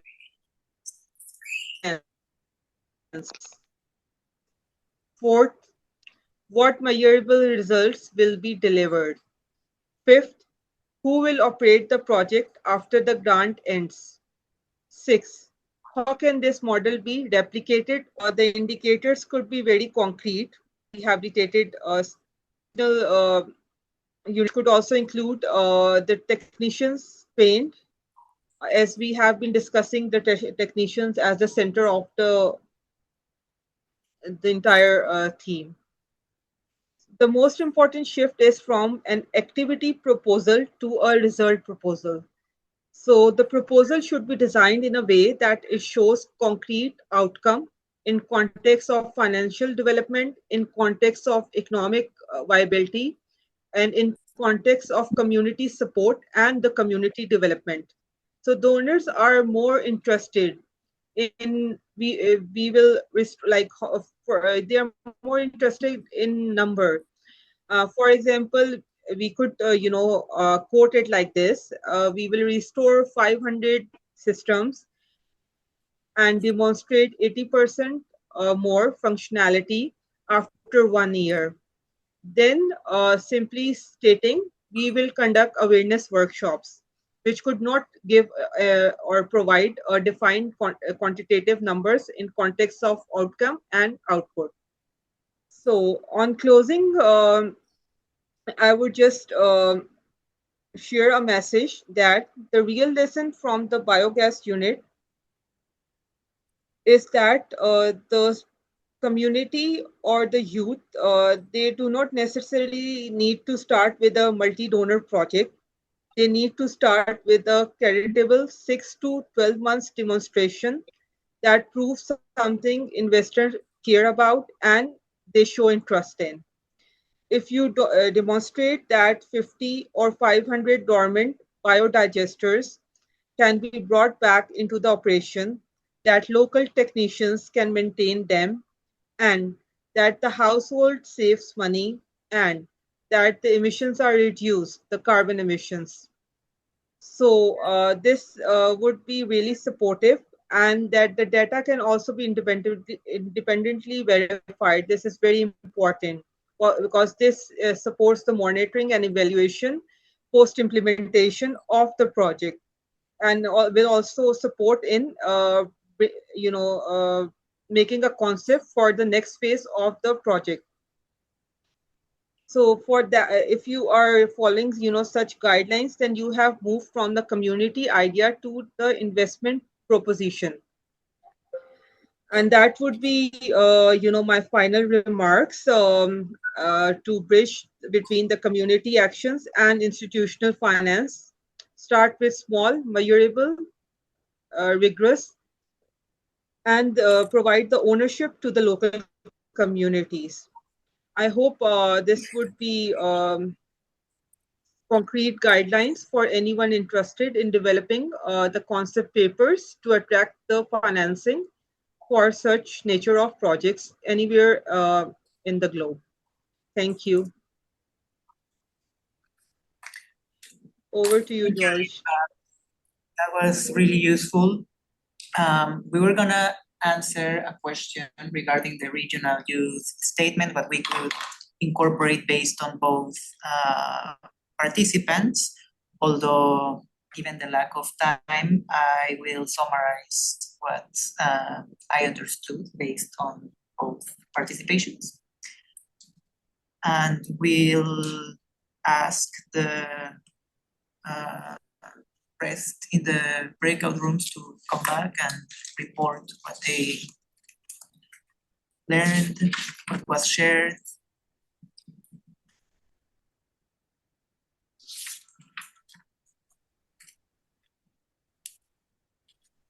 Yeah, absolutely. We thank you everyone for being here. It's a real honor to talk about these topics and to get to the thick of it together. So we designated Christopher to share some notes about what we talked about and kind of share that with a larger group. You ready, Christopher? Yeah, thank you so much. Yes, I'm Chris. I'm just a meeting student. I was in the climate education meeting and I just wanted to share some notes about what we discussed. I'll try to be concise. So we mainly talked about how climate education needs to be a lot more encompassing. That's how we opened up with. We need to teach them students in this case, like the practical side. So like not just awareness in general, but like organizing, what climate budgets are, how to establish projects. And we need to have agency beyond just awareness. And we need to shift our thinking towards macro actions, what our communities can do, what our governments can do. And so we talked a lot about the Action for Climate Empowerment framework. So we just abbreviate as ACE. Hello, which everybody. We also stated that this extends upon broad understanding. So it talks about the international side, talks about climate literacy beyond individual anecdotes. So that whole ACE framework and how to actually embed that into curriculum through existing initiatives was a really interesting conversation. And then also about how we can build understanding about interpreting climate data and integrating that into institutional policies. And then from there, on the institutional side, that's where sort of bridge into a conversation about our own communities, because we have people in the meeting who are like from New York, people like myself from Bermuda, and how that looks like in different places. And so on the institutional side, we then had a discussion about how like this education curriculum about building climate education, the big thing is that it needs to be like introduced equitably, because I know in Bermuda like only happens like we have classes, but they're only certain schools because they're only limited to public schools and not the private curriculum because of wealth inequality. And so we really need to make sure, and like other federal structures, not to go through every single country individually, but in the United States, like education at a state level, you have like certain political administrations that are more anti-climate change than others at the state level, which affects which classes are taught. And so we really had a discussion about how like, yes, climate is political, but at the level at which we implement it, like the actual structures which embed them, we need to make sure that's depoliticized there. Because yes, we can have this climate curriculum through ACE, through these initiatives, but it's really important that this happens through like something that's not seen as like a political matter or something to argue over, something that's only public versus private. It needs to be something that's really introduced equitably and across different communities, because that's the only way that you can really build that intercommunal connections. So that was basically our entire discussion. It was pretty encompassing, but it was just about how multifaceted climate education is, how we need to embrace how multifaceted it is. We also need to embrace it in a way where we don't get caught up over like its politicization and just make sure that it's equitable. So I would say that was basically everything we discussed. Thank you, Chris. I really liked that you stressed out this need to consider education as a rights issue and not necessarily as a political matter. Okay, now I'll call Mario to report on his breakout room, From Pollution to Solution. I hope you hear me very clearly. I'll try to turn on my camera, although my bandwidth is a bit low, so I hope you're hearing me very clearly. Thank you to everyone who joined our session. I do appreciate you all for looking at the intersectionalities between pollution and ecosystem restoration, and how we look on all of this. But I'm not hearing anything. Are you not hearing me? We can hear. Still not? We can Okay, hear you good. perfectly. Okay, sorry. Thank you very much. All right, so I want to thank you all, for joining today's session. Our session was from the Axis 1, From Pollution to Solution. The group, had diverse views on many of our major issues. I'm looking at, how we look at pollution, not just from a solution-oriented aspect, but how we can utilize technology as a means to addressing pollution and our community can be involved. One of the points that we highlighted was the need for coordination, coordinating a community-informed pollution and policy baseline for pollution prevention that integrate local community as a solution to upstream pollution challenges, which simply means that we don't just wait on the community to respond, but look at it from before the dumping starts. Then there was a call for much more greater partnerships between cities and communities, schools, and other institutions to identify chronic illegal dumping dump sites, because the dump sites are already there, right? And alternatively, we can utilize AI as a tool to integrate dump sites and early leakages before storms and other natural disasters, that which results in dumps polluting the waterways, and which goes into our ocean. We should also look at the what we consider as the monitor, intercept, prevent, and measure mechanism that can be used to monitor our waterways, so from our upstream areas or from the starting areas, from our urban areas, that which ends up in the marine environment, to looking at how we do prevent the solution, or how do we intercept, and we look at the technologies which are already there. Of course, the ocean. For example, in Jamaica, we have the Ocean Foundation and other ocean institutions which have already implemented technologies to intercept waste before it actually ends in our marine environment. And then one of the other point that we would have raised was the need to elevate water issues and water issues broadly, but not just pollution, just water issues broadly. Because once you know you're polluting your water, in many cases, people will not want to pollute their water. So we need to have much more discussion at the broader level, and including at the climate level, so that people can know and, share much more in discussion about that. And, from at this level, we should look at it as a major social governance issue. And when you say social governance issue, it simply means that we're having an all of society approach in terms of having the community at the core of it, having the institutions at the core of it, having our cities or our subnational government at the core of it, and knowing that water is essential to all of us. And, try to find ways to empower the community to respond, and having them, working together to ensure that we limit the dump sites and limit the dump sites which now have impacts on water resources, have impacts on drainage and other systems which have water entering our marine environment. So these are just some of the things that we would have spoken about earlier in our discussion.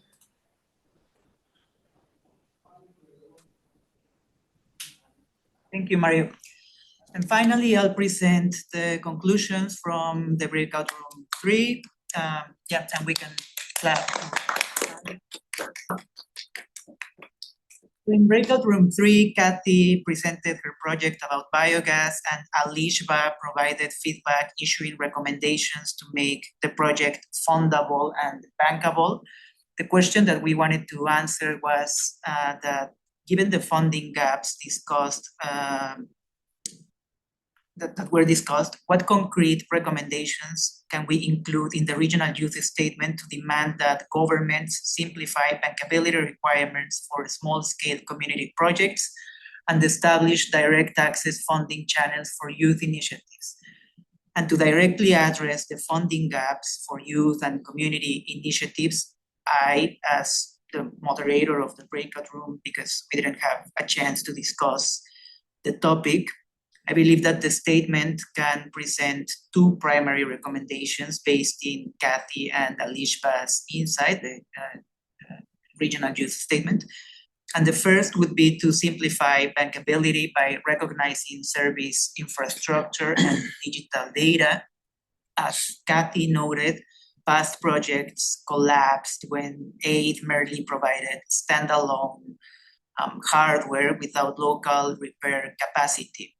And Alishba added that institutional financiers, investors, require measurable low-risk models. So the regional youth statement should demand that governments shift creditworthiness criteria from rigid balance sheets to funded maintenance networks and automated data logging that proves real-time operational viability.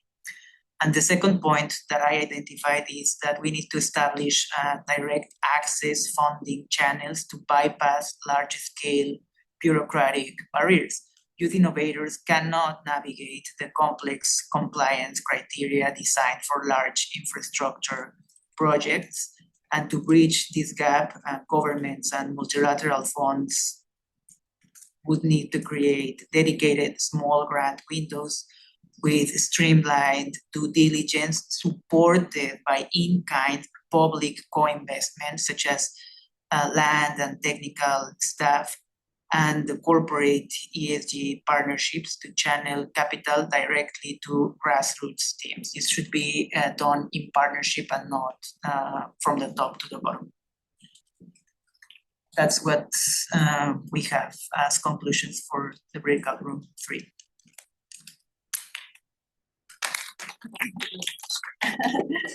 Okay, and to begin our closing remarks, we have 10 minutes left. I invite Juanita Ariza Ginsberg to share her reflections. She's the coordinator of the National Water Network in Colombia, and she won an award by the General Assembly because of her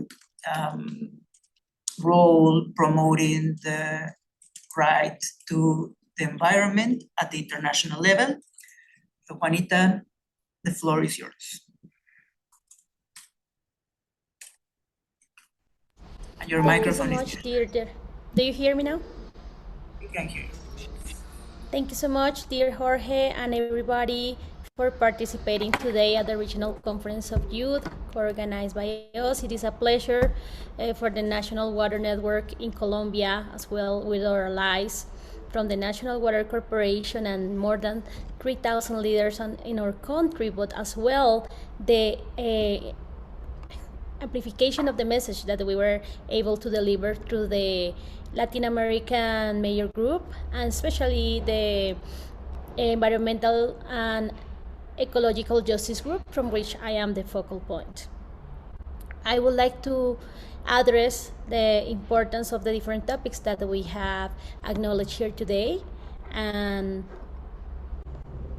many of them are related with the importance of recognizing the environmental justice as a topic of the youth, as a proper workspace, and the reason for leadership of all the youth worldwide, as well the recognition of water. That's why we highlight as well our campaign, Water for Future, where we invite all of you to integrate and acknowledge all of the achievements that the National Water Network, along with the member allies, have reached through the last years, as promoting the creation of the National Water Agency of Colombia, the International Water organism from Latin America and the Caribbean, and of course that we need to integrate it with the north of America and all the global north as well. It's important to highlight the comments that were given around the international law as the natural means to fortify and strengthen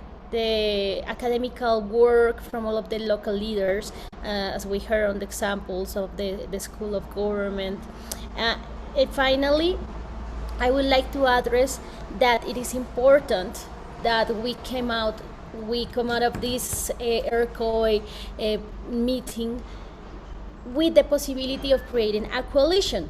As you mentioned, Jorge, I had the opportunity to be in that exact room, in the Bahá'í United Nations headquarters room, in 2023, when we received the prize for having recognized the right to a healthy, clean, and sustainable environment, just in that room where you are today. And it gives me so much pleasure to be able to address to you right now.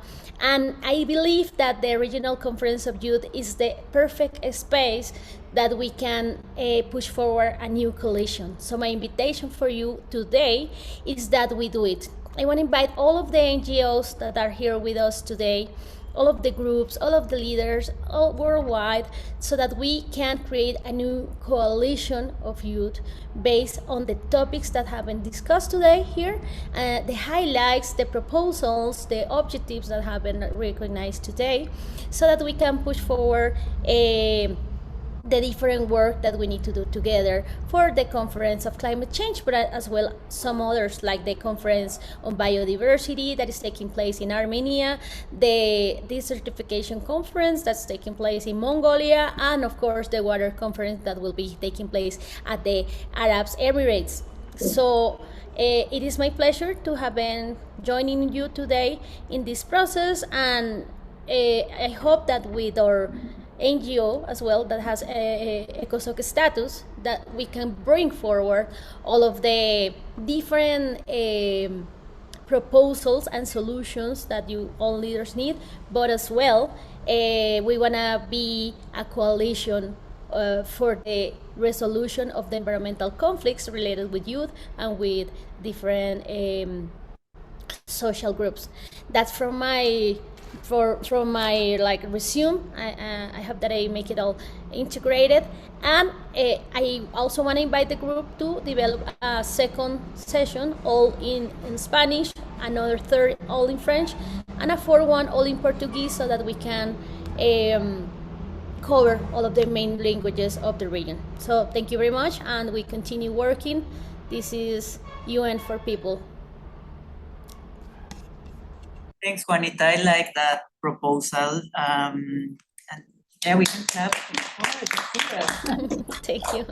Just to clarify, well, this event aims to focus on North America and the Caribbean. We purposefully invited Juanita from Colombia to provide closing remarks, also to rethink what North America is and why we divide the regions as such. Colombia is situated directly on the equator. Colombia sits right in the middle. It is not the north, not the south. It serves as an opportunity to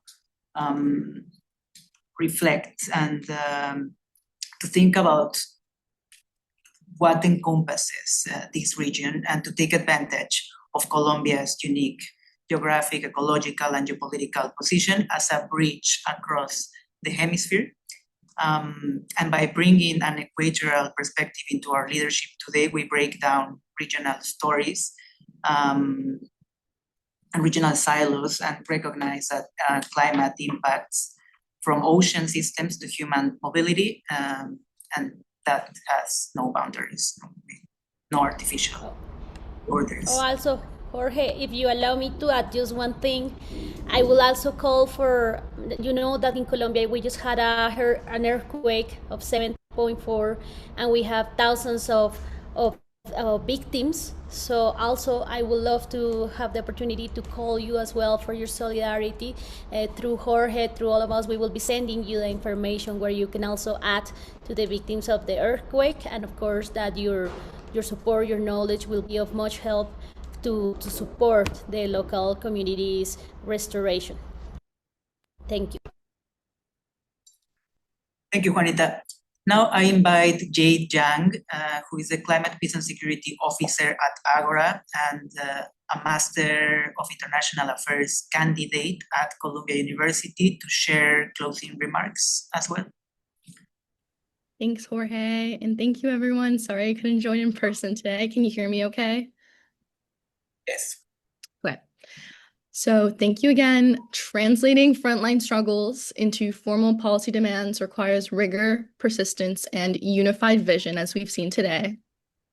The draft outcomes generated in our breakout sessions today provide a clear, actionable roadmap to advocate for direct access funding, climate governance reform, and community-led resilience at multilateral negotiations. This statement belongs to every delegate who contributed here today. So thank you for your leadership and commitment to intergenerational climate justice.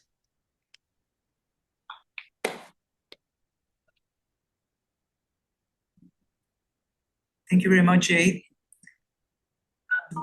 We have 2 minutes, so I would like to know if Roberto from Youth Building the Future Global is here and would like to conclude the session. Yes, I am here, Jorge. Thank you so much, and thank you everyone that has spoken prior in this incredible session. I'm gonna take just 1 minute just to also comment this important of the resurgence of populism across the Americas, spanning both left and right wing spectrums, and thinking about and really putting this on the table, because we not only talk about collaboration, because the NGOs and all the organizations that has participated and has articulated this huge effort for RCOY North America, we'd also have in our victims, or these narratives that frequently prioritize the energy sovereignty and talks about climate change and climate change deniers and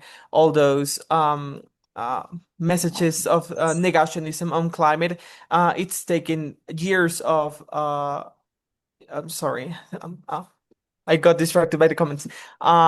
It's taking years of action in the Americas specifically. So I think that collaboration not only is the articulation of the organizations, but also that transdisciplinary action.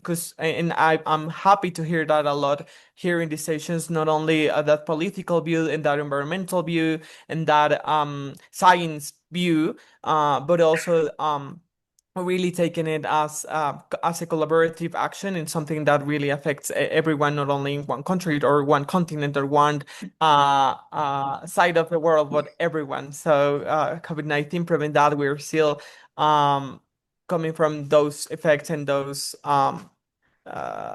those step backs that we've taken back there. So thank you so much, and that's an invitation just to keep the momentum and to keep really articulating beyond NGOs and transdisciplinary actions. Thank you so much. Well, thank you to all our distinguished speakers, keynotes, delegates, and organizing teams. Also to the interpreters, they did an excellent job. And the RCOY 2026 is officially adjourned.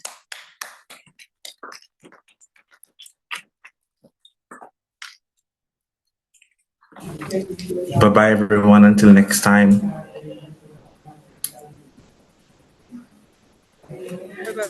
Bye-bye. Thank you, everyone. Congratulations. Okay, and for those here at the Bahá'í, we need to leave the room